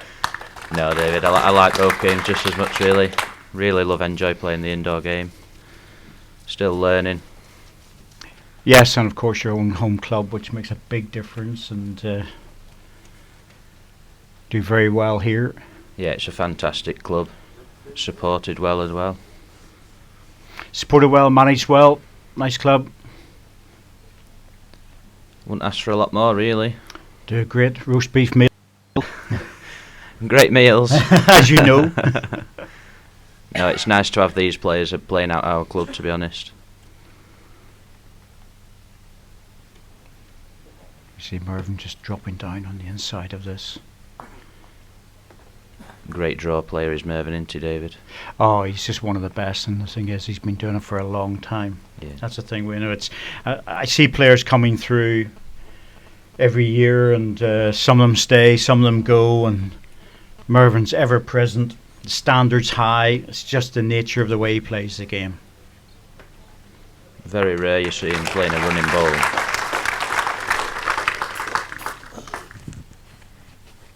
Great ball there by Jason. The gap is 9 inches.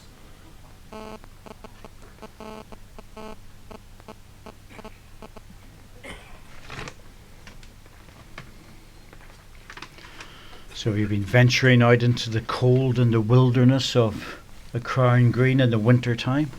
No, I've not played at all. I've too many nationals indoor to concentrate. The boys will be missing you out there. One green. About another 2 weeks and I'll be back out there, David. Very sensible. I always think those guys playing the Winter League and stuff, my goodness me, they're brave, aren't they? I used to play all the time in the winter, and I went watching last weekend, and I just thought, I don't miss this anymore. Far too cold. You're young. Far too cold. Then the Crown Green guys will be watching, they'll be saying, oh, he's gone soft. Jason, dropping underneath. Thought he'd have made another there.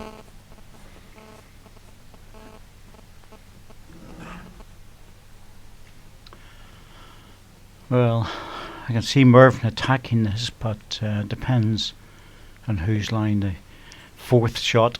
He might just go on the backhand draw and draw a shot, would he, David? Yeah, well, that would be very much Mervyn's game. I think he has done. Yeah. Later in the game, he might attack it to punch the ball out on the split, but didn't want to take his own ball out. His strength Just is on the underneath draw. here. One shot, Jason Greenslade. One shot down at this stage isn't terrible, really, David. No, first hand. Always think if the players even share a single shot both ways, it's like 2 more practice ends. Yeah, Get you yeah. into it. No damage is done.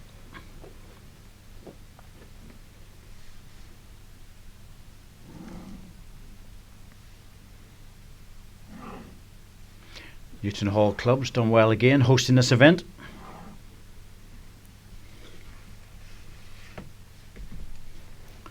People contacting us saying the portable rink looks well. 6.5 metres. It's a great rink, is our rink too. It's the best rink in our club. Yes, it's very playable, isn't it? Yeah. Yeah, it's All 4 hands are good, really. I quite often find that whenever we go into clubs that even at international level you put down stands and things change around in the rinks and they just don't play as well, but this is a good rink. It's a very playable rink. You can play a lot of good balls on it, and we've seen a lot of good balls on it. That last game was a great game. That's how well they can play, these big boys, David. One red. Well, the way David Gourlay started off in the first set, you're sort of thinking, my goodness me, no one's going to stay with him. But he didn't go off much in the second, but Mark Royal just stepped up a gear or two. He was playing reasonably well the first set.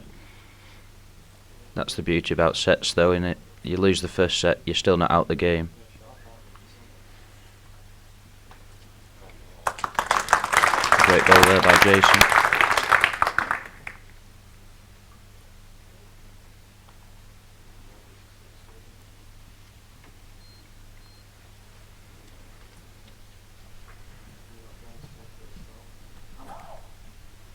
Mervyn's on a good line here. I don't know what about his weight, though.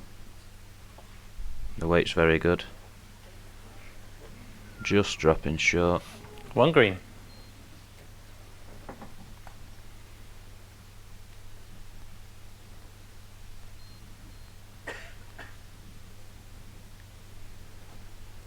Can see Jason just drawing to the back red here, David. Make another. He looks a little bit on the pushy side. Line's good. The gap is 11 inches. Nice hand that 2.5 backhand in this inches. direction. Forehand draws a bit more, but the backhand's very playable.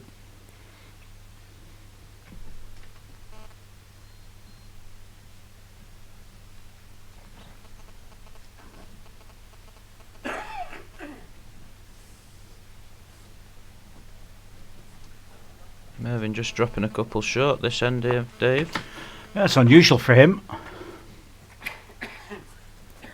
If Mervyn doesn't draw something within 6 or 7 inches, he's usually very disappointed. Most of the rest of us are just relieved to get that close. I'm happy to get one within a foot. Yeah, we're all happy with that, but he sets the standards very high.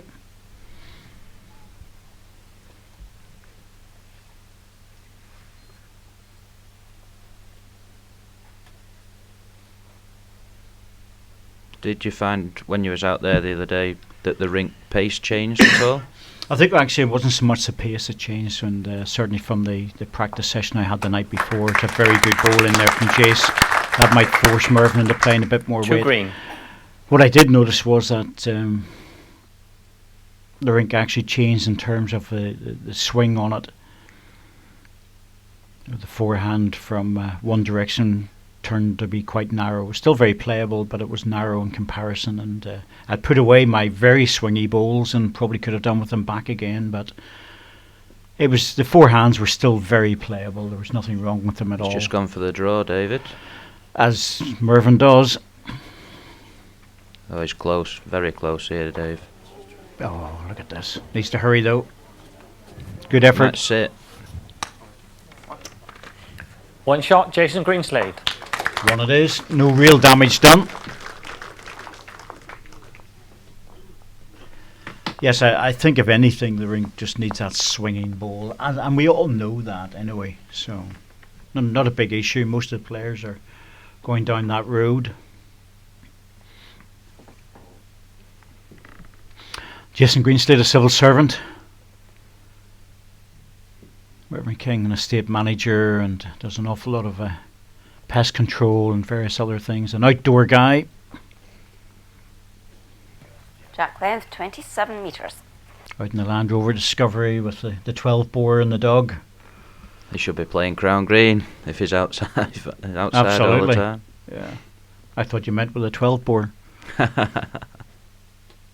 I was chatting to him. Mervyn's always been the same that way. He's always had that sort of outdoor lifestyle, and it really suits him. He's a very, very calm sort of guy. I met him proper last year in the National Pairs finals. Great guy. He's so laid back, isn't he? Very laid back. Yeah. Never gets flustered on the rink either. No, he's got a great temperament. Very calm sort of bloke. Wife Suzanne's very similar that way. She's quite calm as well, and Jason's a very laid back bloke though as well. oh yep. Great goal there by Mervyn. Put the pressure on early. I say he's a civil servant and tinkers about quite a lot on the stock market. As our Jason, yeah, that's a bit of a passion for him. It's all far too confusing for me. Great effort. Good ball. One Good red. second.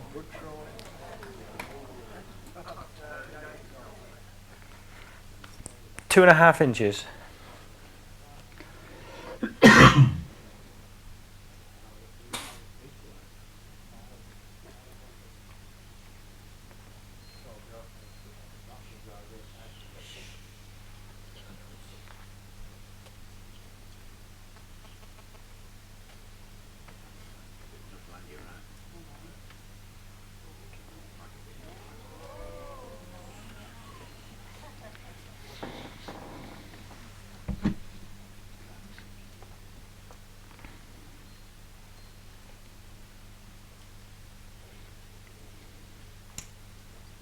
Will it get back, David?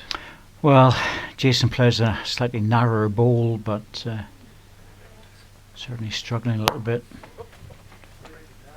It's 5 inches. It's Mike Davies, our marker for this match. You know, so Mervyn 5 inches, you're sort of thinking, I can get 2 bowls inside that. I'd be happy if I got one, Dave. I'll be happy if I got close. Needs to hurry. Needs to hurry on it though.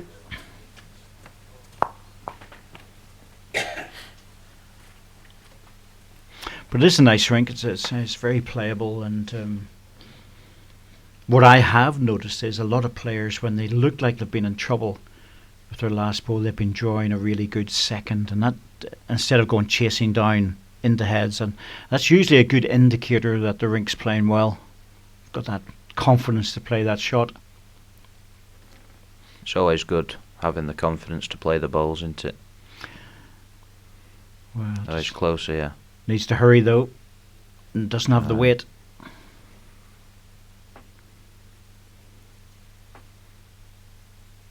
Just frightened of getting wide, really, David, on that hand. Yes, yes. Tends to that's, stick a little bit. That's the hand that caused me a little bit of bother, and I thought that I was using my usual Drake's Pride International bowl, and when I was practicing, I'd used the XPs, and Mark Royal, who's used Drake's bowl, he was saying the same thing, that they were swinging too much and put them away. But that was in the evening time, and I was playing at a different time, so I was playing in the morning, and the rink just changed a little bit. Trying with this one. Good effort. A lot of good bowls there. One to One red. shot, Mervyn King.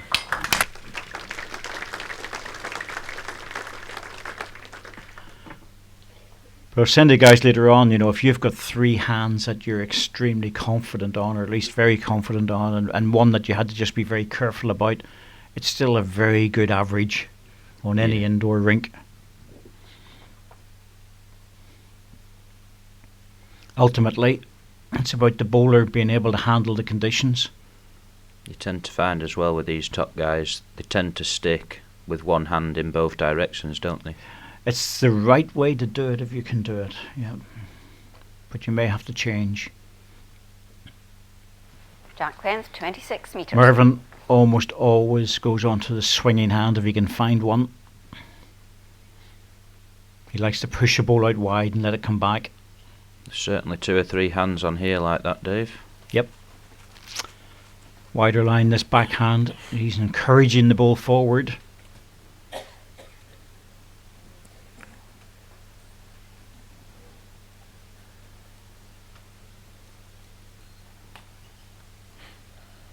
Do you find there's much difference in the pace of this rink to the portable rink, Dave?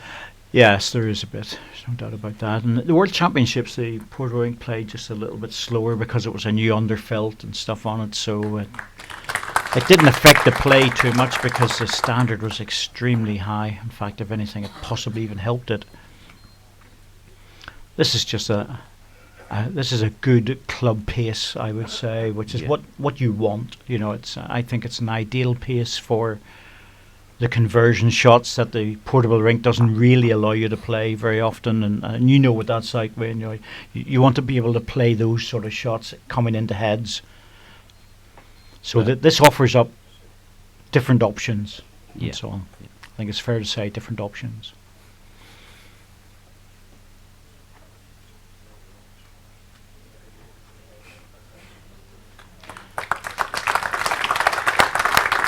So Crown Green will have some of the big tournaments, the early spring tournaments coming up.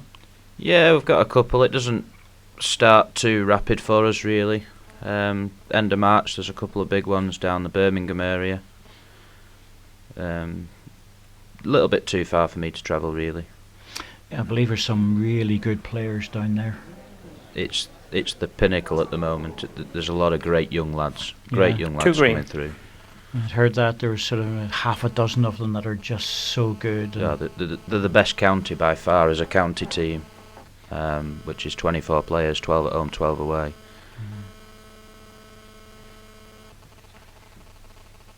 Interesting concept, that. 12 home, 12 away. Yeah, it's a full day out, played over the whole day. Three matches a year. 3 in the green. Group stages. And then down to a semi-final and a final back end of the year. Sounds good. I like the format of that. It's a great game, David. I keep telling you. One day you are going to have it that it is a great game. I love it. I think it is. I really do think it's a great game. I've only played it a few times, but it's a tough game. Merv just needs to run. Oh, he's in trouble here. He is really in trouble here. If Jason can get to that red ball.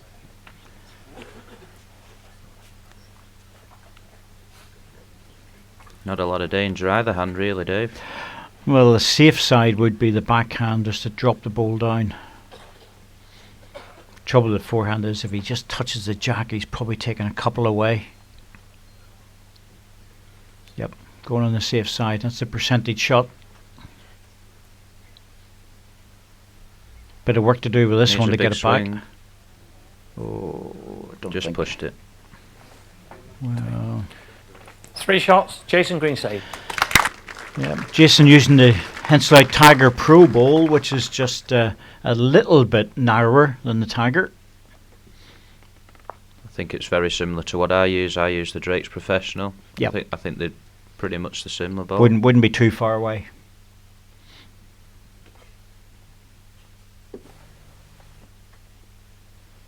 Good end for Jace. He'll be very happy with that. Just pushing away now in the first set.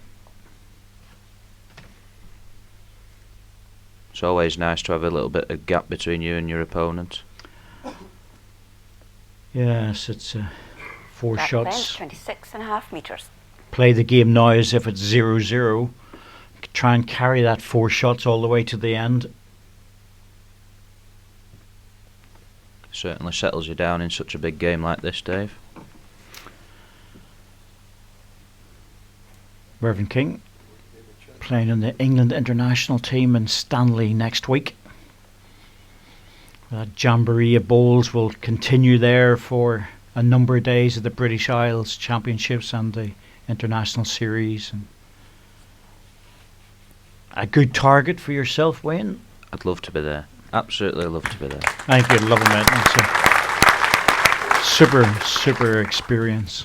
Really I think my next move is joining the PBA, to be honest. It's the only way forward for you.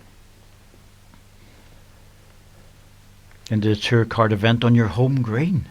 Marvellous. Oh, you can't go wrong. All the I'm crowners, sure I can. all the crowners will come up, mate. They'll be shouting and throwing things at you. Come on, beastie, get going. That's what we got in the Super Bowl. It was good, wasn't it? What a great event. Great event. Hope it continues. Well, it's been worked on.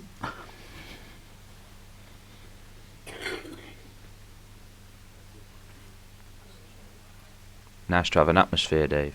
Yes. Yeah, it's a great atmosphere. Fine green. It's good stuff here from Mervyn. Be much happier with those. Jason, just try and get as close as he can, to be honest.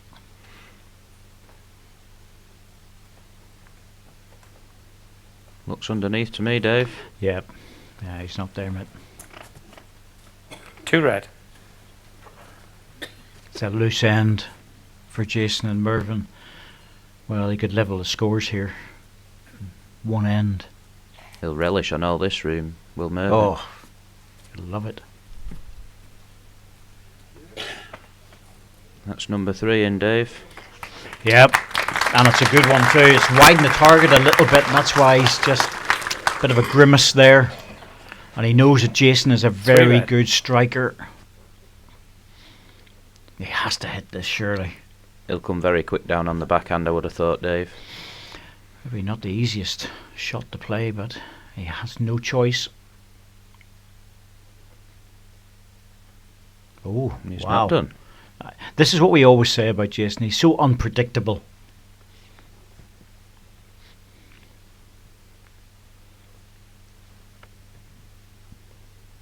I didn't fancy that shot really at all. No, that's criminal being short up on them, especially when he had a back ball as well. Yeah. Well, the players' lounge, there'll be a few guys there. Rob Paxson and Daniel Patterson and Wayne Hogg will all be saying, he's got to hit it, he's got to hit it. And then somebody will pipe up and say, hang on a minute, it's Jason, he'll try and draw it. Just lost the 4 gap though. Very quick giveaway that. 4 shots, Mervyn King. Well, that was just too easy. That 4. It's not like Jace, he's a good hitter of a head. Surprised he didn't attack that. Completely takes the pressure back off Mervyn now.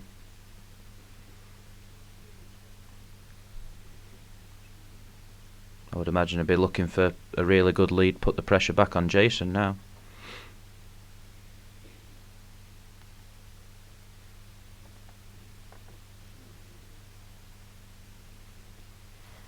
Jack length 29.5 metres.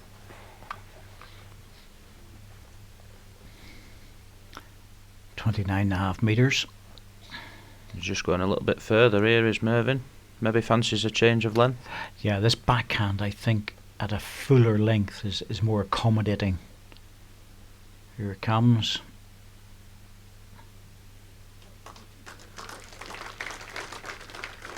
Waterloo Spring Tournament. Just booked in it yesterday. Ah, there you go. Very nearly full for us, which is good. Really, that's excellent at this stage, isn't it? It is really, because to be honest, we're lucky to have the tournament because it was very nearly lost this year, to be honest, with the pub and money, and I think nice, generous guys put a little bit of money into it, which has kept it going, to be honest. But as a player, the money isn't the issue for me. Without the money, I'd still like to lift the trophy, Dave. It's a prestigious tournament, isn't it? It's a marvellous tournament. Even the spring, we all want to win the autumn one as the main one. Yes, the big one. Yeah. It's still nice to say you've won the spring one. 2 big targets for me are them. 1 red. The spring and the autumn. Yes, unfortunately on your doorstep, which is good. Yeah, it's only 30 minutes up the road. Yes, it's no doubt about it. The Waterloo, I'd love to see it, love to work on it sometime. Definitely don't want to play in it. I was going to say, how do you fancy chucking a ball 80 yards corner to corner? It was bad enough the last time when I played in the Crown Challenge. And guy got hold of the jack and put it 70 yards away, and I thought, I can't even see that, never mind get close to it. Different world, very skillful game. Mervyn just dropping short there, leaving it open for Jason to sit on this ball for shot. Possibly make two.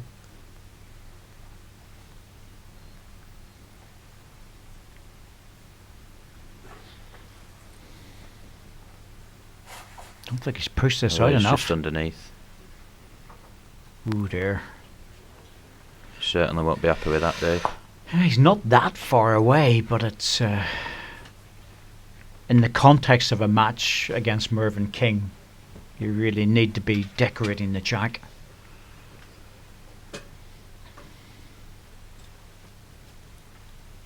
Mervyn looking to put the pressure on here, drawing another.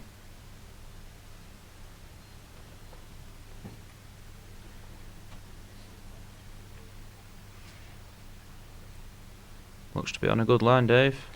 Yeah, it's all on the weight now. Is he heavy? It's not bad. Useful round there, but I would imagine Jason will attack this now. Bowl under two balls would be really good. Yeah, mech 3. If his ball stays, mech 4. Surely I'll play this now. You can still draw it, don't get me wrong, Wayne. You can still draw the ball off and turn the jack back, but the running ball offers up more opportunities to score big.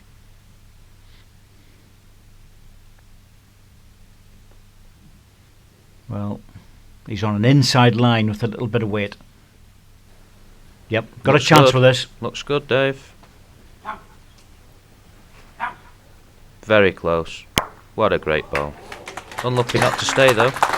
Yep, just wanted it full with that weight, but it's good to see Jason attacking into heads.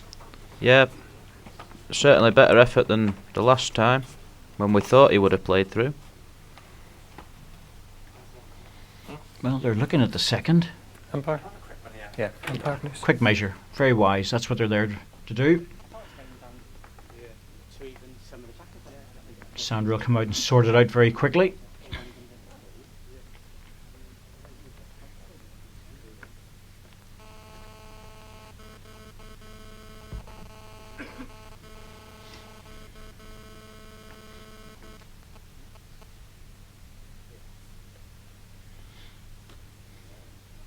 Played that with nice weight actually. He could have rolled off the ball onto the jack as well and moved it forward, which would have been good for 3 or 4, but I think it's only just going to be the 1.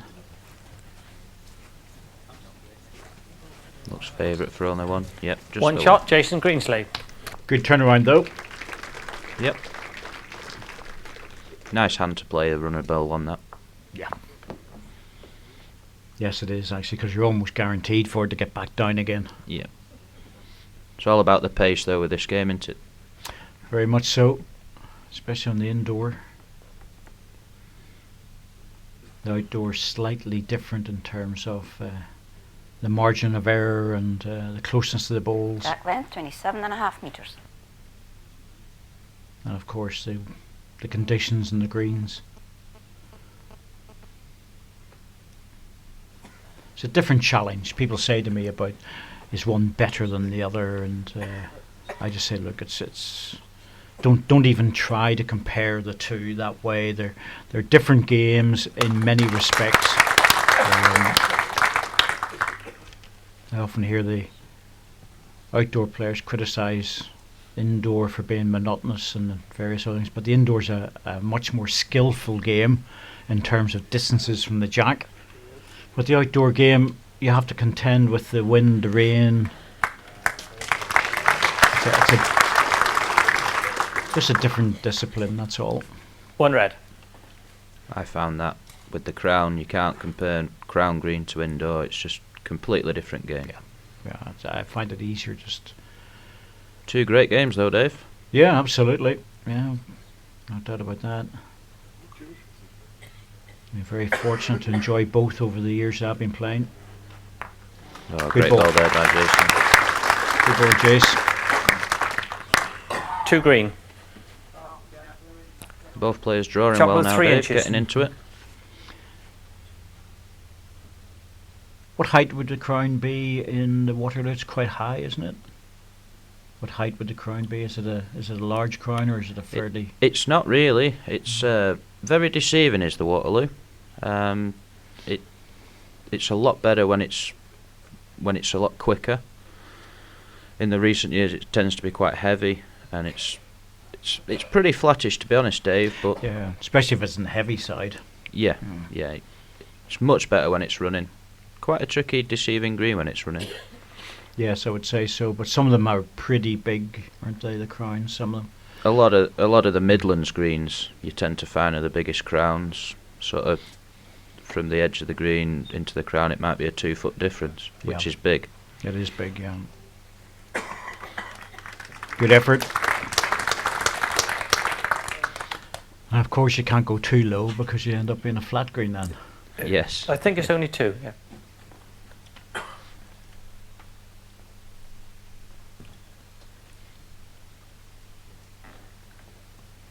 Mervyn needs to drop one in here, otherwise he's under pressure, Dave. Yeah, the front ball is very useful, but No, he's not up. oh dear, Merv. It's not likely to be that far away. Plenty of options down the other hand for Mervyn, to be honest. Well, I tell you what, if Jason plays this on the forehand and just touches his own ball, drops it down, he could make 3 or 4 out of this. Takes a lot of options away for Mervyn with his last ball as well. Would have. Doing that would only Timeout leave called. Mervyn the draw, really. Jason has 4 timeouts remaining.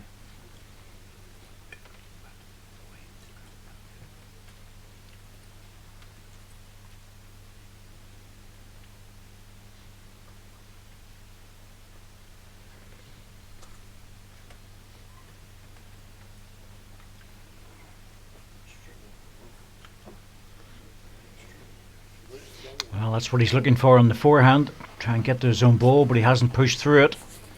So 2 down on Mervyn. Doesn't look like there's anything on in the forehand, but just a draw. He could draw it either side, really. I think he'll be happy just to get second ball here, Yeah, Dave. second ball would be good. As I say, you could play it either side.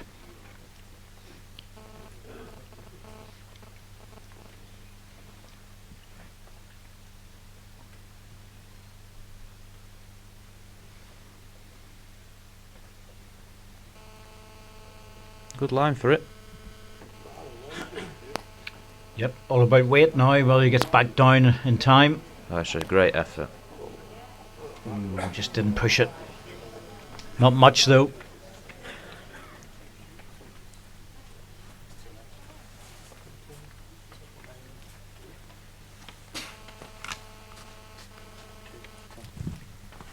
Two shots, Jason Greenslade. Well, it's a nice little gap now. 3 shots with 2 ends to go for Jace.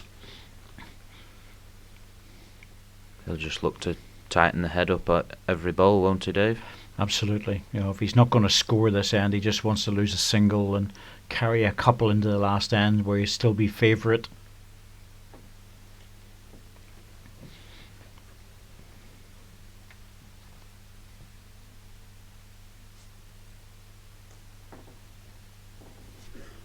You find tactics are a very big part of the indoor Dark length, game. 27 metres. Well, that's what makes it very much an interesting game. The whole tactical aspect of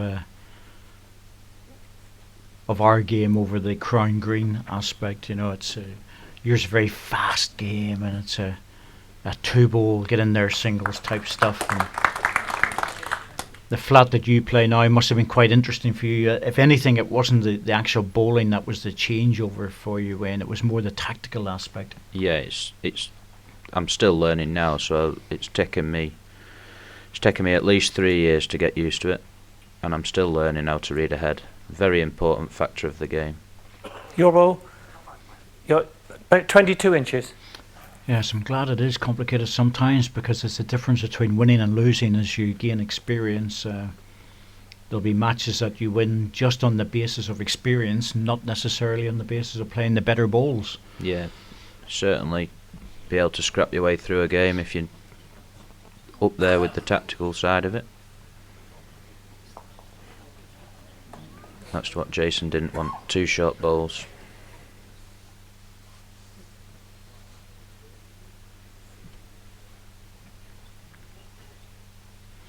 See, what I really need, I would say, Wayne, is that I've got the experience, but I need your youth and enthusiasm. I need your experience, Dave. If we joined the two of them together, we'd have a half-decent chance. Would be unbeatable, Dave. That's why I like playing in pairs with younger players. You know, it's last lot of years I've played with guys in pairs that have maybe been 20 years younger, and it's good because they bring an enthusiasm to it, yeah, and a will to win.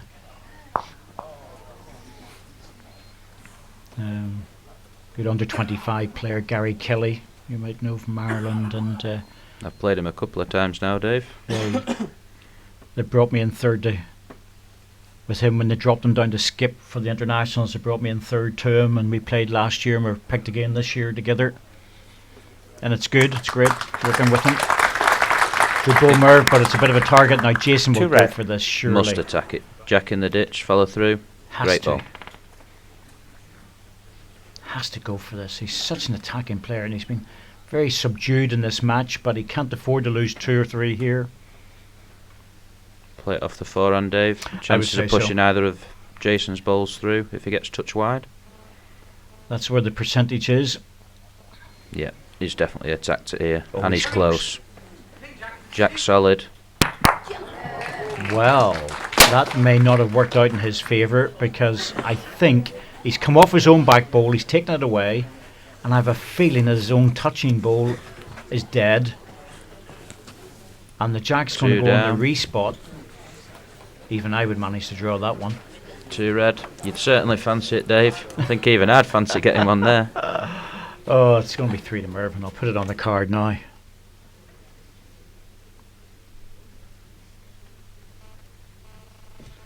It'll be a last end shootout for the set. That was unlucky from Jason. He looked perfect. Couldn't have been a lot closer, really. Yeah, 3 shots to red. Great last end now, Dave. Yeah, the only thing that was going to go wrong there was that Mervyn had a wrong bias, and that wasn't going to happen. Really good strike. It was the back ball was the problem. Coming off the back one.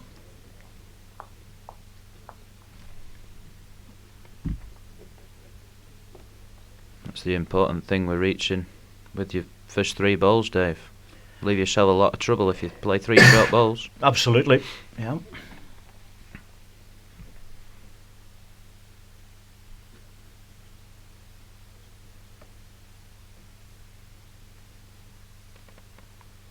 Jack length 31 metres. Mervyn just changing the jack length slightly again.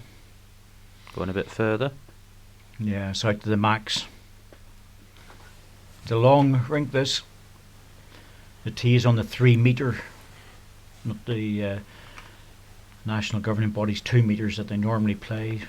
That allows the World Bowls Tour to bring their respots into play a little bit different. So you've got 6 metres to add on to the 31. 37 metres is a long indoor rink.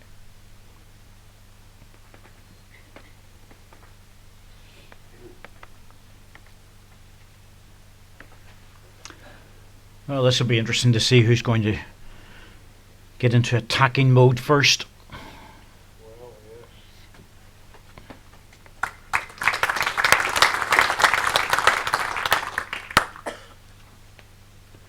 Mervyn will be looking for something close with this ball. Change of hand.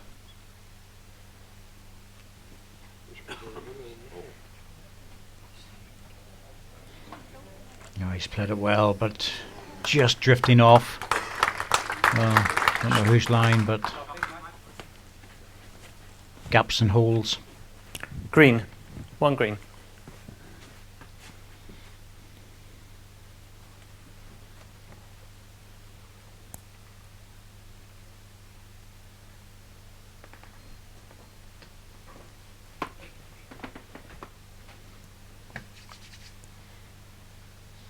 Jason will certainly be looking to put a second bowl there. Oh, he doesn't want the edge. Oh, he's got it in his teeth. Well, that's good actually, because that's not going to be easy to beat. That other green ball comes into play One now way. and blocking the way in. Backhand's almost out of commission. And the forehand going this direction isn't the nicer of the hands. No, it's not. It's a bit more challenging. Should just be able to get round the short bowl though, Dave. Yes, if it's really good weight. Just looks a touch underneath, to be honest. Is he reaching? That was the problem. He didn't have the weight. Now he's in trouble. Certainly is. A lot of pressure on his last ball, especially if Jason gets one in here. Straighter ball with Jason. He can actually come inside his own bowl.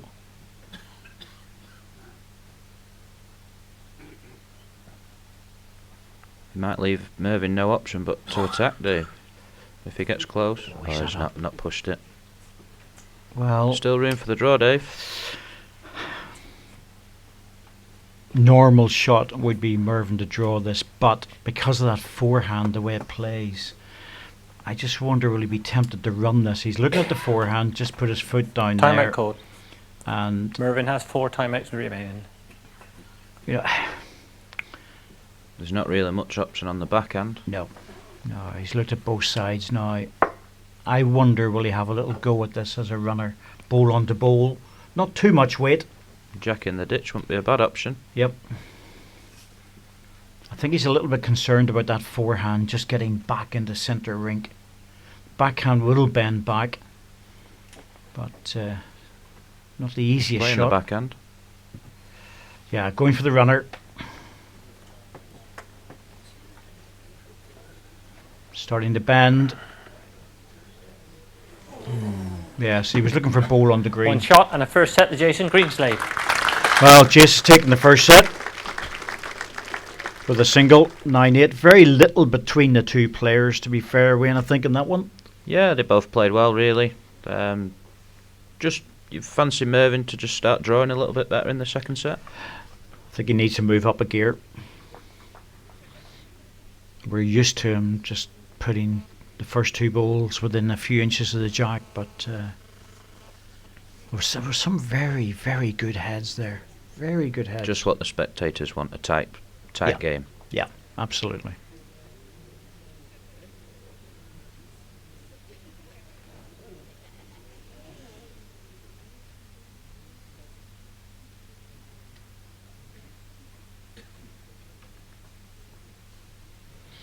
Plenty of bodies in there today, Dave. Yes, crowds come in today.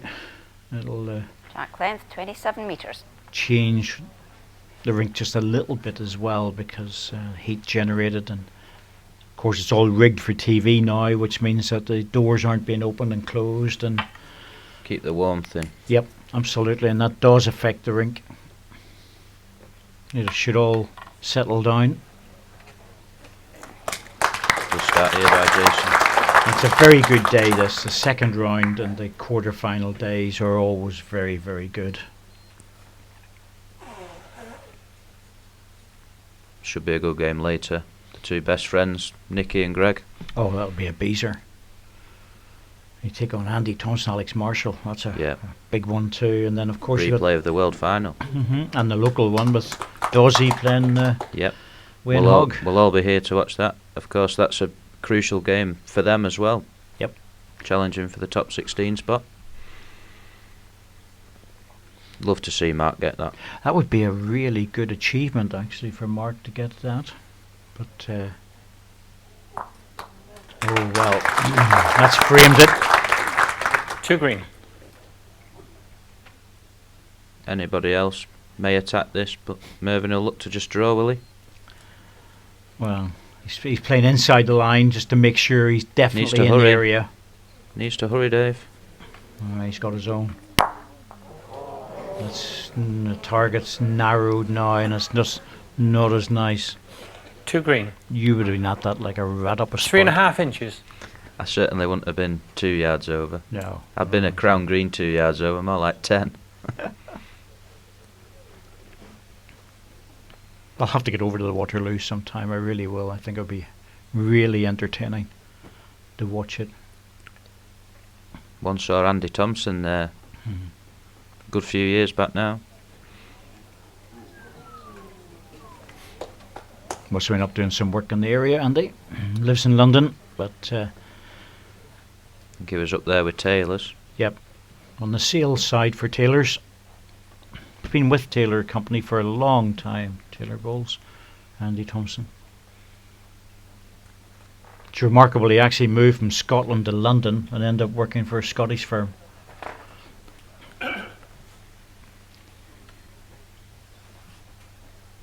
Now, Merv.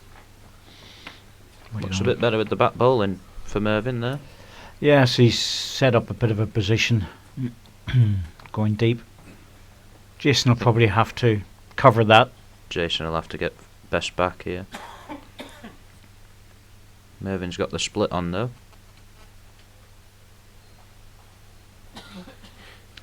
Yes, but it's not a nice split. Certainly on the wide line he must be covering. Yeah, he's going deep for the cover, but when you look at the split there, it's not ideal because the bowl that's the shot is in front of the jack, directly in front. So you have to sort of manufacture an angle to get that away from the jack. It's not a natural angle. If he gets it wrong, he's still going to be 2 down, so just be careful with the amount of weight he uses. Just a couple of yards of pace, that's all it takes with the indoor game, Dave. Yep. Certainly looks like he's in the area this time. Now, wants a punch and run. There's the punch and there's the run. That's a great ball.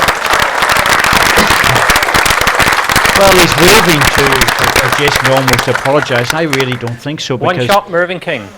I think called he was the punch looking and for run. yeah, he was probably looking for the split, but plenty of options. Yeah, he was in the area. I think the punch and run was definitely there, and he played it very, very well. It was a good ball. Don't be too hard on yourself, Merv. I think players can be very critical of themselves sometimes. Not a bad thing, really, though, Dave. No. Oh, sorry for everybody at home watching about that. It's a bit of feedback coming from the PA system, and they've been working on that. I was chatting to the tournament director about it. They've had their electronic gurus in there looking for the gremlins, and I think they've been sat there waiting for that to happen all morning, Dave. Yep, they have. The gremlins have been hiding themselves. They said, let it go and we'll try and find it the first time it happens. So I'm sure they'll be crawling about this place now. Let's hope they find it. Well, either that or just shut it off. It certainly wakes the crowd up when it goes off, Dave. Yes.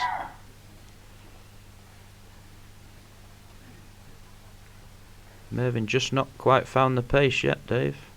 Not yet.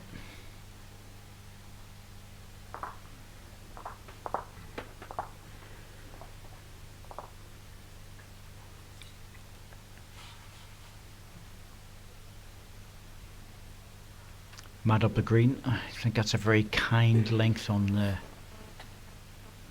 in this direction with the mat up. I think it plays a little bit differently. Both players playing what I would say is the narrower hand, Dave. Well, that's why I think it's a bit kinder in some ways with the mat up. But Mervyn's missed the weight. The line's been good, but he's missed the weight.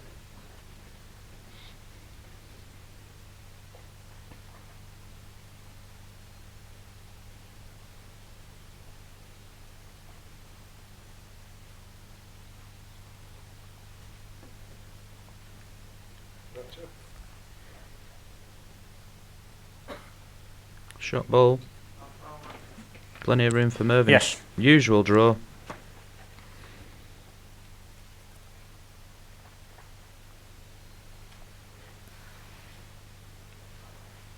Mervyn has a very stable delivery as well, Dave. Oh, rock solid. Faultless. Totally rock solid. Always has been. There's the adjustment. That's the Mervyn we know. Jason's delivery is completely different. He wraps his hand around the bowl, and then he wraps his arm around his body on the backswing before he follows through. The hand is just, it's wrapped all around the side of the bowl, and then it's really different. He's attacked it. It's a touch wide, is he? Yep. Body language said it was missing.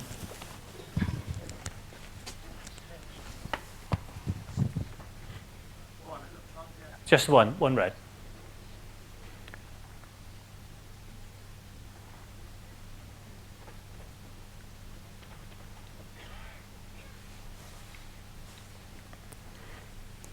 Interesting line, Dave. Yeah. Mervyn looking for the green ball. Interesting choice of shot. Yes. Out of Mervyn's character, that really, Dave. Oh. He'd have just normally drawn for another. Can't remember the last time I've seen Mervyn play a shot like that. When he's been lying to try and edge a ball out that's that far away.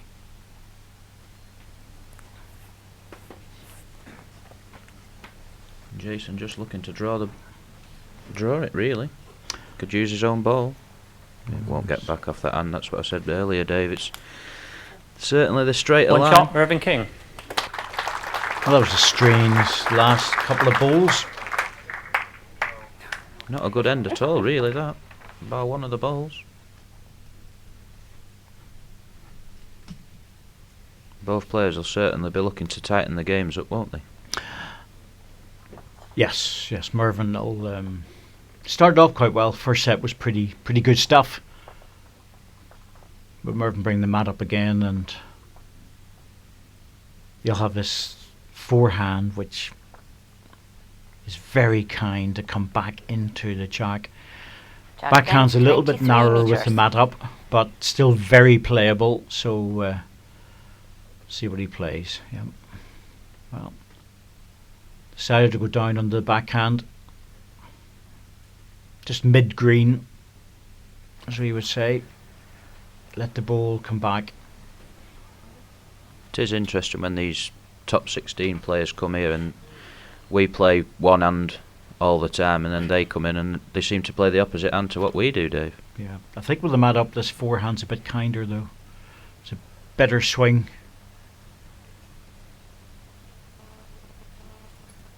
I don't think he's pushed it enough. Nope, but he'll find centre rink.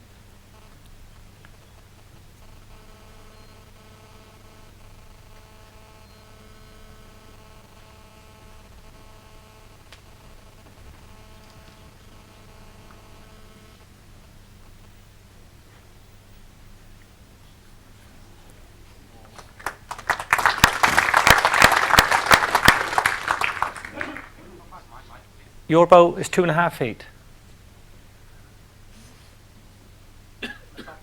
Shot boat is 8 inches. Sometimes it's not easy, Dave, when you can't see the jack when you stood on the mat. You know, a lot of people use the jack as the main sighter, but generally speaking, it's just how far away from the target bowl. And some players get too jack focused.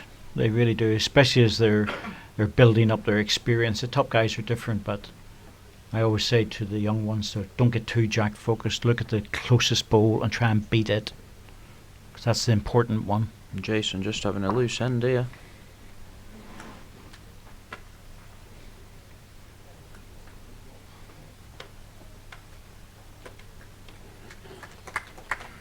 You'd fancy Jason drawing shot with the amount of room there, really.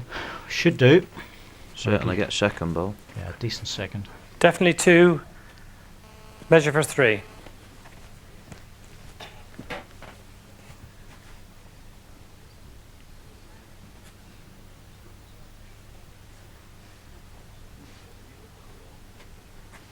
Changed hands. Good weight with this one. Yeah, it's there. As Number 1. predicted, shot ball. Don't want to fall back on the jack though. 1 green.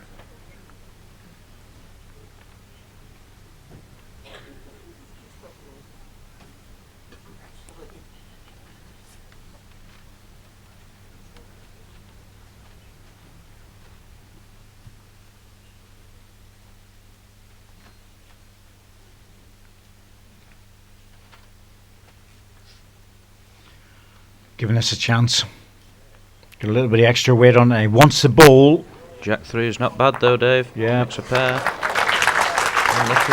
Yeah, I think that's a bit unlucky actually. The ball solid would have been really good because he would have hidden the jack in 1 red. behind the front. By getting the jack, he's brought it out into the open and given Jason a shot to play. Couple of options really. Down onto the ball or the jack. It's a good hand to play this on. It'll come back.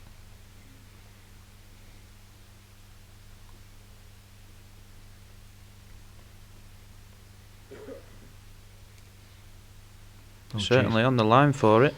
It's a straighter Just ball not going though. to get down with the pace. Yeah. Played that a little bit too quick there, Dave, I would have thought. Yes, it didn't really matter about the weight he was using. It was 1 more shot, a matter Mervyn of King. just getting it on the line. You know, I think he just overplayed, as you said, on that particular shot, Wayne. But I thought he would have gone a little bit narrower and made sure of getting into the bowler jack. Still, only the 1 shot. So nothing dramatic in terms of Jack length 23 metres. losing a count for Jason. 3-0 after 3 ends is not a big problem. But it's steady progress for Mervyn. Yeah, he's just looking a lot more settled really now.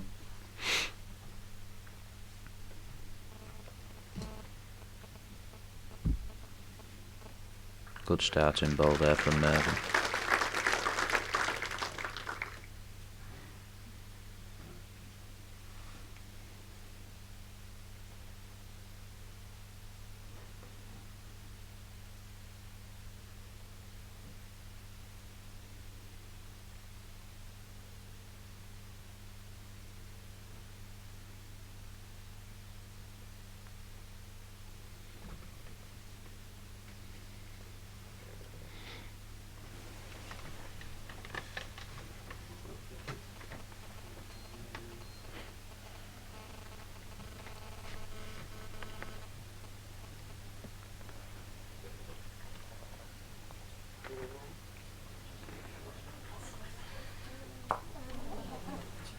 One red.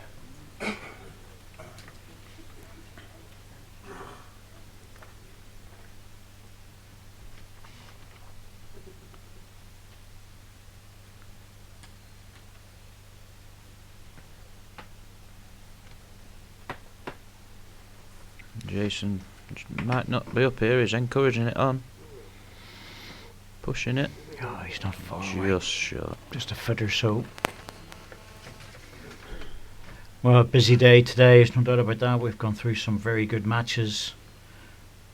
Andy Thompson, Alex Marshall, Nick Brett, Greg Harlow, Paul Foster, Jonathan Ross and Wayne Hogg, Mark Dawes. But tomorrow, in the morning, we've Les Gillett against Simon Skilton to finish off the second round with Daniel Patterson. One red. And Robert Paxton tomorrow morning.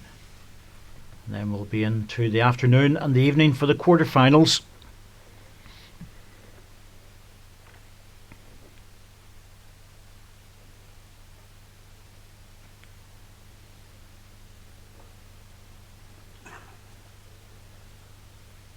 That should be a good game as well. Les Gillett v Simon Skelton, because they both played well yesterday. Well, again, it's another vital game for the top 16. I think Les Gillett possibly looks the better off there, you would say, David? He's playing very well, and Simon's aware of the pressure that he's under. He needs to win 2 matches really to stay there. He has to not only beat Les, but he has to win the next one, he reckons. Les did himself a lot of favours beating Stuart Anderson, which is never easy. That was a very good win. Stuart wasn't at his very best, and but having said that, nor was Les, but Les played well. Good ball from Mervyn. Another shot in. Well, Jace, you've got all sorts of options here. The front plant is coming in, the front green is coming in. The front plant looks like it. Both reds. Two red. Yep. The front plant looks the ideal result. Bowl onto bowl, onto red, take the back one out. No option but to attack it, Dave. Oh, absolutely. Yeah, go for it.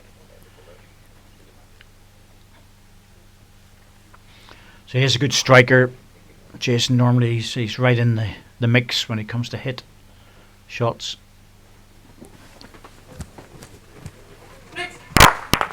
Well, he got the split. Oh, that's a good. Now, his own two balls were moving Just away be from the unlucky, jack. Dave.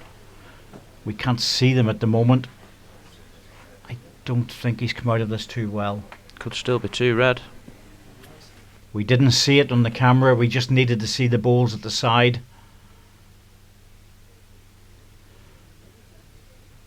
Well, we still can't see them. We're just over to the right of the picture are the balls that we're looking for.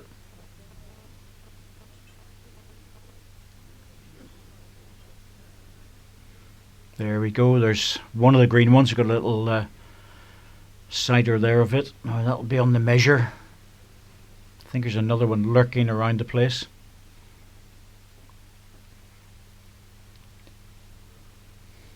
Off Jason's body language, you wouldn't say he's counting, really.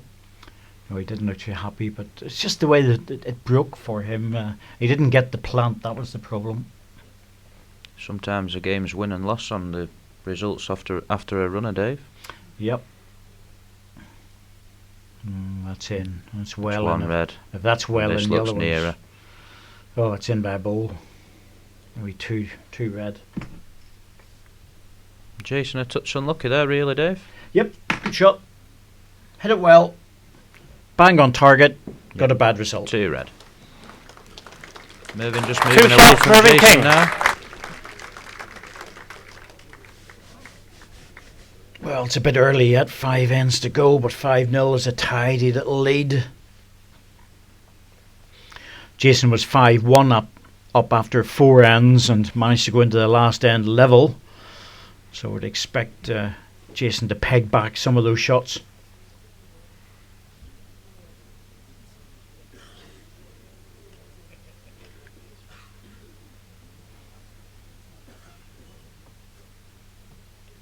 First ball's crucial for Mervyn now. Gets a close ball in.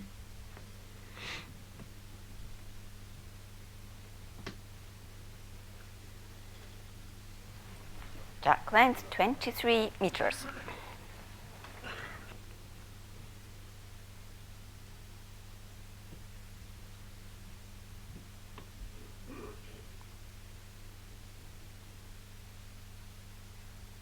Minimum jack set from Mervyn here, Dave.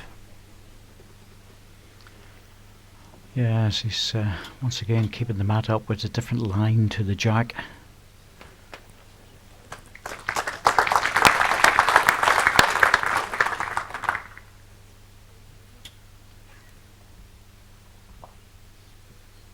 Tend to find the shorter jack. It's a lot narrower line, isn't it? Quite often that's the case. This forehand you still have to push it out. It will bend back, but it's a kind line, as I say. The margin of error is quite good. Good reply from Jason here. You can That's afford what to Jason be needed. a little bit wide on the forehand. That still will get you back pretty close to the jack. This backhand hasn't got quite the same margin of error, but if you're a little bit narrow, it has a tendency to punish you a bit more.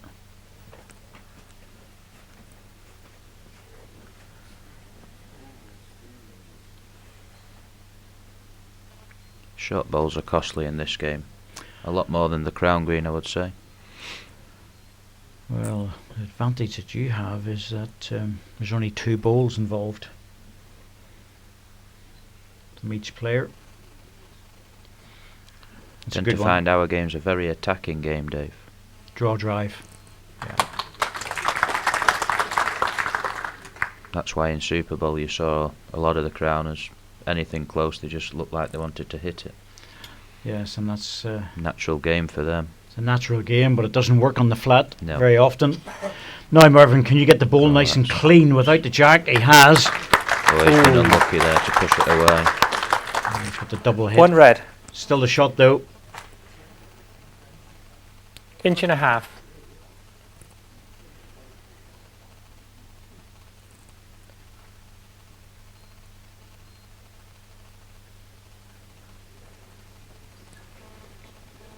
Any slight touch on the jack next 3 here, Dave. Just don't think he's up though. Oh, he's on the wrong side of it. That doesn't help matters for Jason there.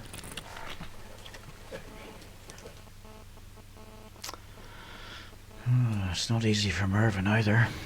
You know, it's we see it, obviously from a player's perspective, and Be looking to just sit the back green ball for another shot, Dave. yes, it's not easy just in that hand. It's all.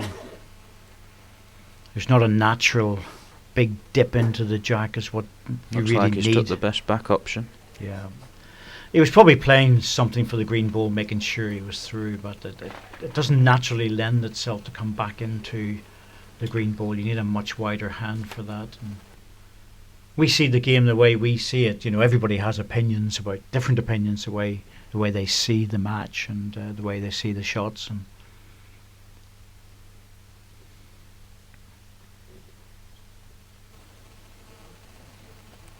Jason's still looking just to touch the jack, I would have thought, Dave. well, I think he's again, pushed it. just over it. It's a very steady draw back. One shot, Mervyn King.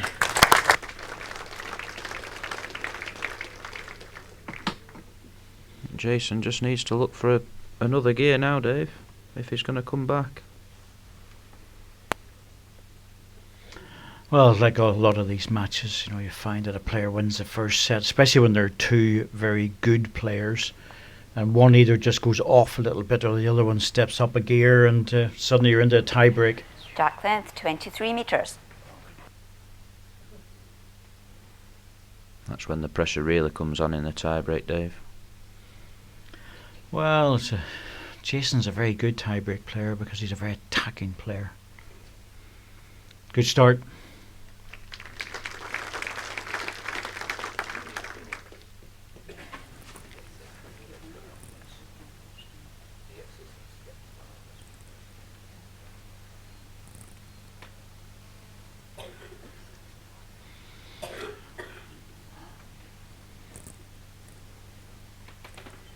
All on the way. Good line.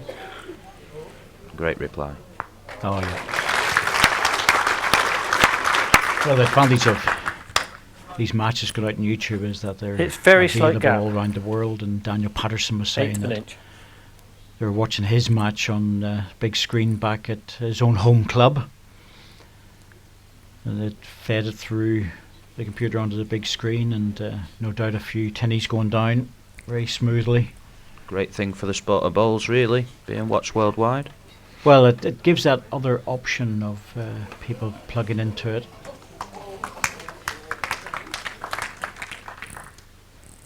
One green. Like everything else, it's everyone's an expert Oh, yes. when you start putting things on YouTube. But it is. I think it's very, very useful to expand the sport beyond the UK where it was being seen. So a very valuable investment by the World Bowls Tour. And of course it brings an opportunity for me to bring in people like yourself, Wayne, and others to see how your views are on the game. It's very interesting, Dave. Just wish we could get our Crown Green on TV more, really. Try and promote that more. Well, I was at a multi-sport meeting back home recently, and we're talking about it. Just Very not the easiest sport to televise, really, Dave. With a lot of things happening on the green at once, and Your game's very never in the difficult. same direction. Good ball, Merv. Good ball. He wanted that ball just to drop down a little bit more, but He's tightened the head down, though, Dave. he has. He's And in a that's, good position. that's the whole idea. If you're not going to score on an end, you really want to tighten it down.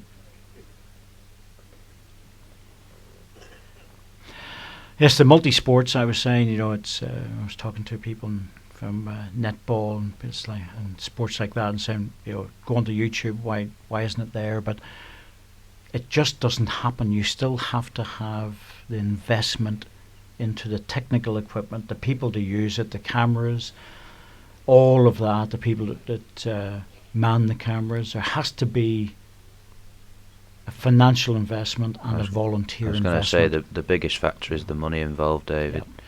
It's a frightening figure, the amount the WBT just have to find for such events like these. Well, just to put it on YouTube, never mind on the Sky. When it goes to terrestrial TV, it's a whole lot different. Big money involved. Now, Mervyn, what can you do about this?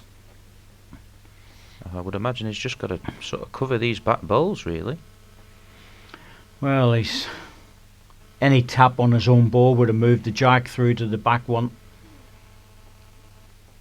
I can't see Jason doing anything other than trying to draw this on the forehand and being very careful with it at the same time.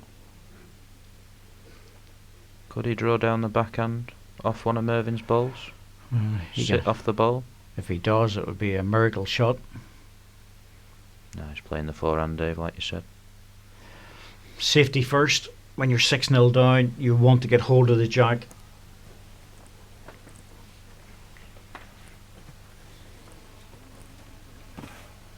Encouraging it on.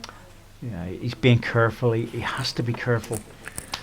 One shot, Jason Greenslade. No choice there but to take the one, make sure he didn't give the shot away, keep the mat back, change the length.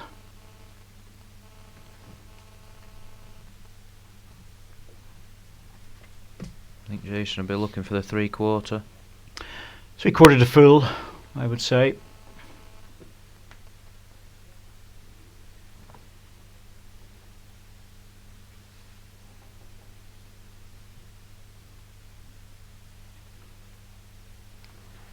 Jack length 26 metres.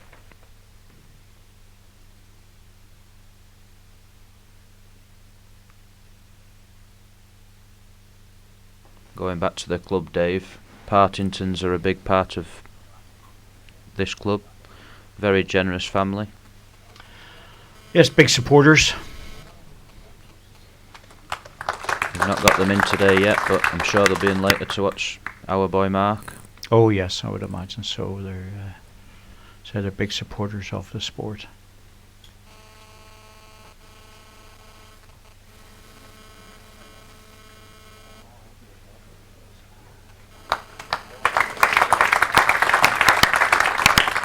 It's also good to have the event just that touch bit later as well, with the site being open. A lot easier for the bowlers. And yes, they can stay on site. Unfortunately, it just runs into the home internationals that are on Stanley, and the women's British Isles and home internationals start very soon. And one red. In some ways it's good, in some ways it's just a little bit close to those, but we can't avoid it. I think we'd rather have the accommodation available, to be honest with you, than worry about next week. Men's internationals are on next week, British Isles as well. Stanley Indoor Bowling Club making our way up to the northeast.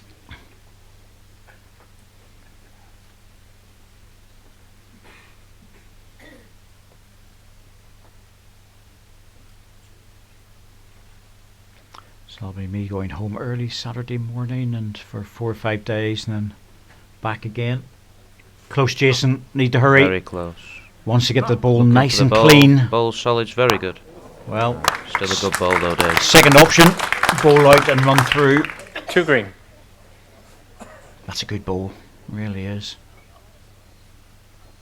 He needs to score this end, Jason. Normally you'd expect Mervyn to draw these off. Don't know whether he's here or not. Nope, dropped it. Only just. Only just. Fractions, David. That's all it is. Definitely the 1 green. That's interesting. Might have cut it down to just the 1.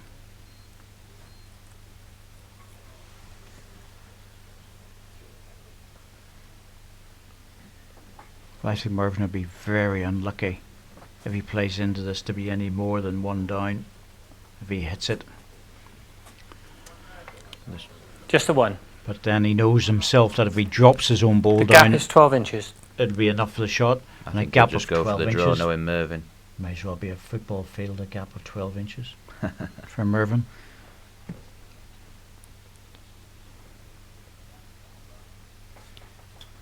Good line. Is anything further than his other is a great chance. Oh, look at this. Just needs to stop. Yeah, That's a typical Mervyn ball. just too much room. One shot, Mervyn King. Mervyn just looking that bit more confident now with his draw. Mervyn has ruined people's careers out in bowls greens. He's just keeps that ability to be able to draw his way out of trouble. Seen him play some great games on this rink at Blackpool, Dave. Very, very good player, Mervyn.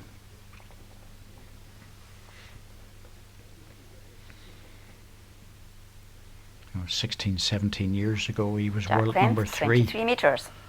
And here he is, he's still at the world top. He's world number 6 now, and to get to number 3 he had to be around for a number of years, so he's... There's not a lot between the top 10 though, is there, Dave? Ah, very little. Very little. Could be argued that even all the way up to 17, 18. Colin Walker's a very good example. He's a player that Played very well the other day, just a Yeah. bit unlucky really, I would have thought. the vast majority of the top 16 want to avoid Colin Walker. He's just too good. He'll make his way into the top 16, I would say, next year if he gets through the qualifiers in 1 or 2 events.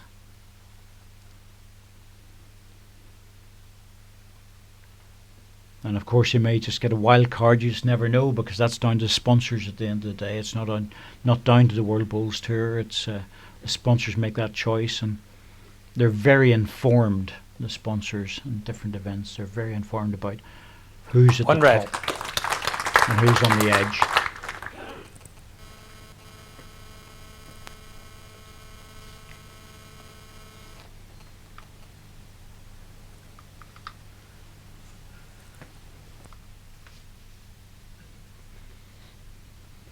Neil Smith's another, Dave. He's a very good player.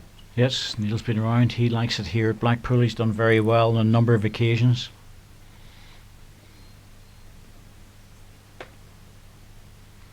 Now there's players coming through, making their way. Now, Mervyn, you don't want the jack. Just want to sneak up to it. That's it. 2 red.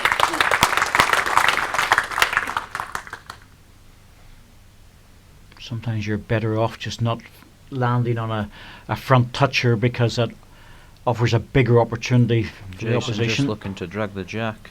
Oh, he's close, Dave. Oh, he's got very it. close. Surely he's got it. You couldn't do that from a yard away. Desperately unlucky that. You couldn't Still do 2. that for a yard away. Very unfortunate.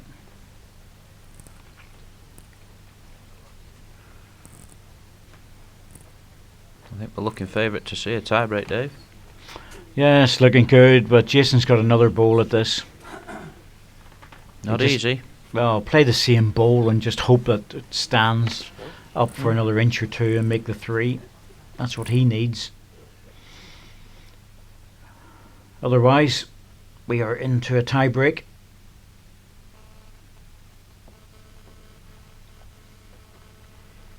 Probably what the crowd want to see, Dave. Yes, and why not? Didn't have too many of them at the start of the competition. Certainly getting a lot more now. Oh, he's overplayed it. Tie-break time. Yep. 2 shots in the second set to Mervyn King. Match tie break.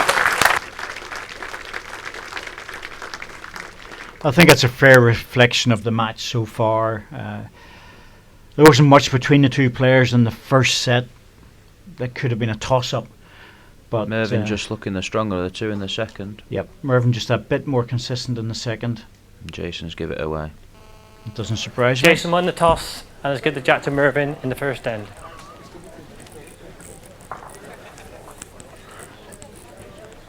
Now's the time when your first ball is crucial.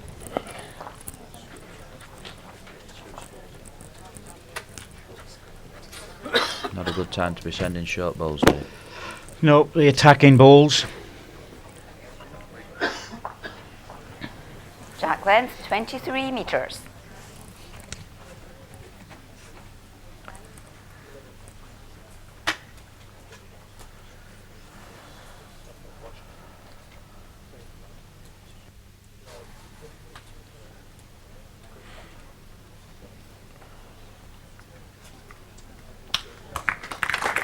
Great start. Very, very good start. Anything jack high would have been attacked, but that one just falling short of jack high, and Jason might still have a pop at it. You just never know. No, half an inch gap. He's tempted.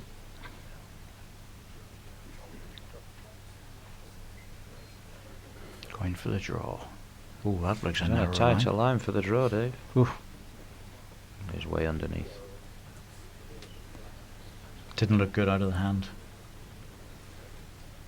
It's not good when you're on the mat asking a lot of questions. Just find it just distracts you, maybe. Works for different players. Nicky Brett would have had 3 balls down in that time.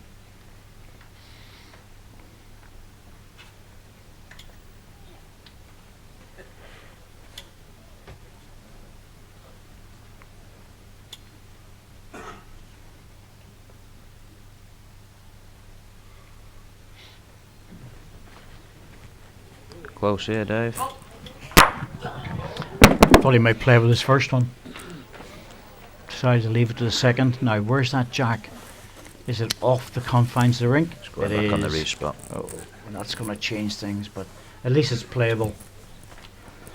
If it had stayed on the inside of the peg, it would have been very difficult in that position.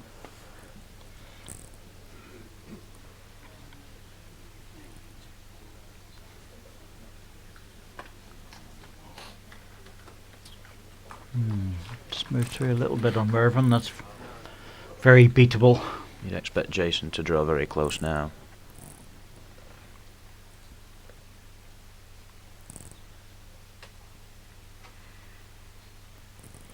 Saying that, it's not the easiest line to find out there, is it, Dave?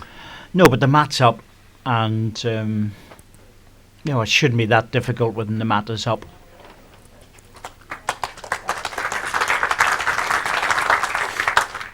It's pretty good.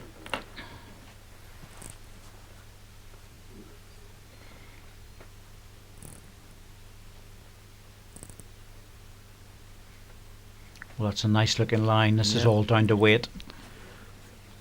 Looks good. Weight's better. Once in front toucher would be the way. Interesting choice here for Jason. Does he go for the bowl? One red. Or try and turn the jack? Same ball as his last would be good enough. Yep, would be. He'd be tempted to drive the bowl off though, because bowl on the jack goes back on the respawn Timeout again, call. or bowl out clean. Jason had 4 timeouts remaining. The percentages are in favour of going with the running bowl, but because he played the third bowl very well, he might just try and repeat it.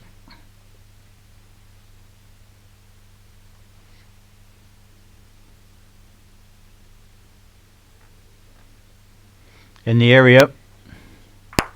Yep, That's bowl right, clean yeah. out. Played the percentage shot. He got what he deserved. Very typical Jason shot, and played it extremely First end, well. Jason Greenslade.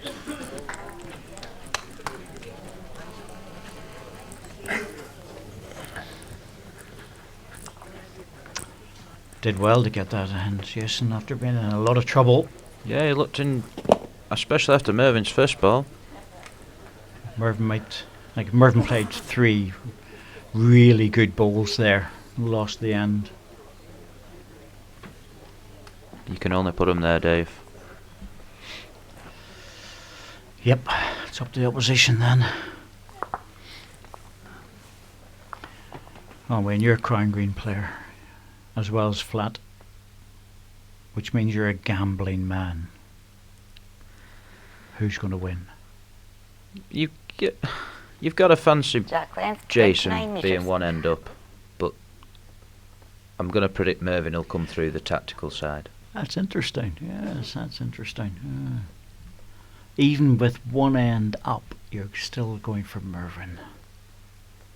I just think he's just been drawing that bit better, Dave. Yes, he's been more consistent in the match overall. There's no doubt about that. He's been the better player, but the better player doesn't always win the match. Nope. It comes down to, a lot of the time it's luck on the results of the running balls, but that last ball of Jason's was very good, very accurate.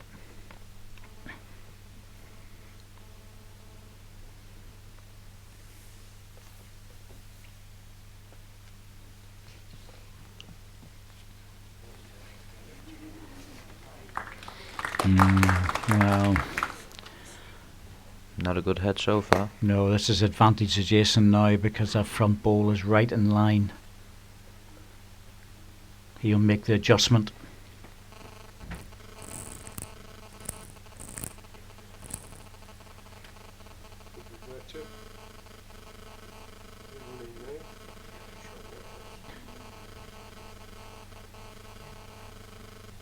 One green. Shot ball, but there's still plenty of room for Mervyn. He'll be looking to get very close here, I would have thought.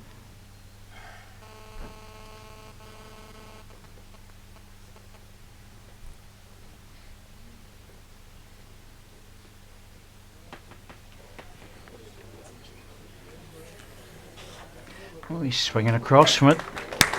Oh dear. One green.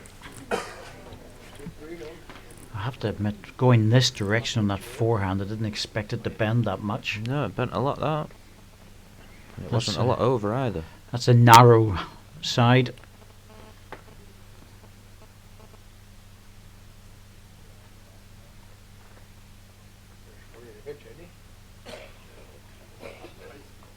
Doesn't want the jack. No, but he's got good weight. Not a lot of options now for Mervyn with the One short green. ball in his way.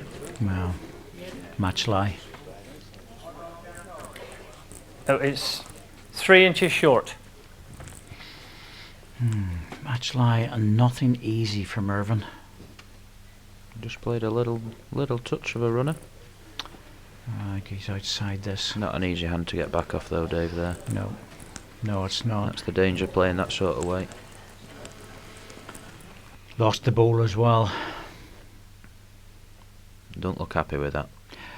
No, I think he probably overplayed the weight and knew it out of the hand, and he's in real trouble now.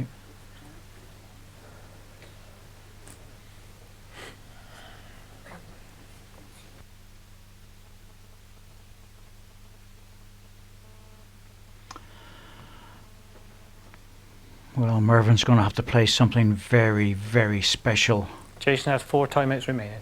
to save this match. Jason will go a bit further back here. Well, the thing about Jason is he knows that Mervyn has to, well, more than likely has to play the backhand. So If he just finishes a couple of yards behind Dave, I would have thought that's a very good place to be. well, it's a bit of a default shot in some ways, in that if you're not quite sure what to do, you play a couple of meters behind. Yeah, he's You know, covered. It's a good ball. It will have immense value if Mervyn gets to the jack, because his own ball could easily come off the green and come away from that. The forehand is the better shot for Mervyn because Mervyn has 4 timeouts remaining. It's just touch not of the very- green ball on the jack gives him shot. It's just not very easy to play though. It's a harder shot on the forehand. It really is, and so he's got a I think he might be looking just to take a couple of yards out of his last. yep. Look for the jack clean. He's got a large degree of difficulty on the forehand, but He's playing the forehand. it's a better shot to get what he needs. This is tough. This is very tough. It just looks underneath to me, Dave. It's swinging. I just can't believe it's swinging. Yep, won the green and the match over. Second end and the match to Jason Greenslade. Well, Jason takes the match 2-0 in the tie-break. Won the first set 9-8, just got over the line. Lost the second 9-1 and lost in the tie-break Mervyn King 2-0. And like I say, you know, over the whole match it was probably Mervyn King. But that's set play for you. Yeah, I think Jason just found a very big hit there. If he misses that, Mervyn's in the driving seat. Mervyn never looked happy about the pace. I wouldn't have thought there, Dave. It's just not the usual confidence with his draws. But a good game. Very well played, Jason. Yes, and we'll be back this afternoon at 2 o'clock with the rerun of the World Singles Final from last month. Andy Thompson and Alex Marshall. Join us then.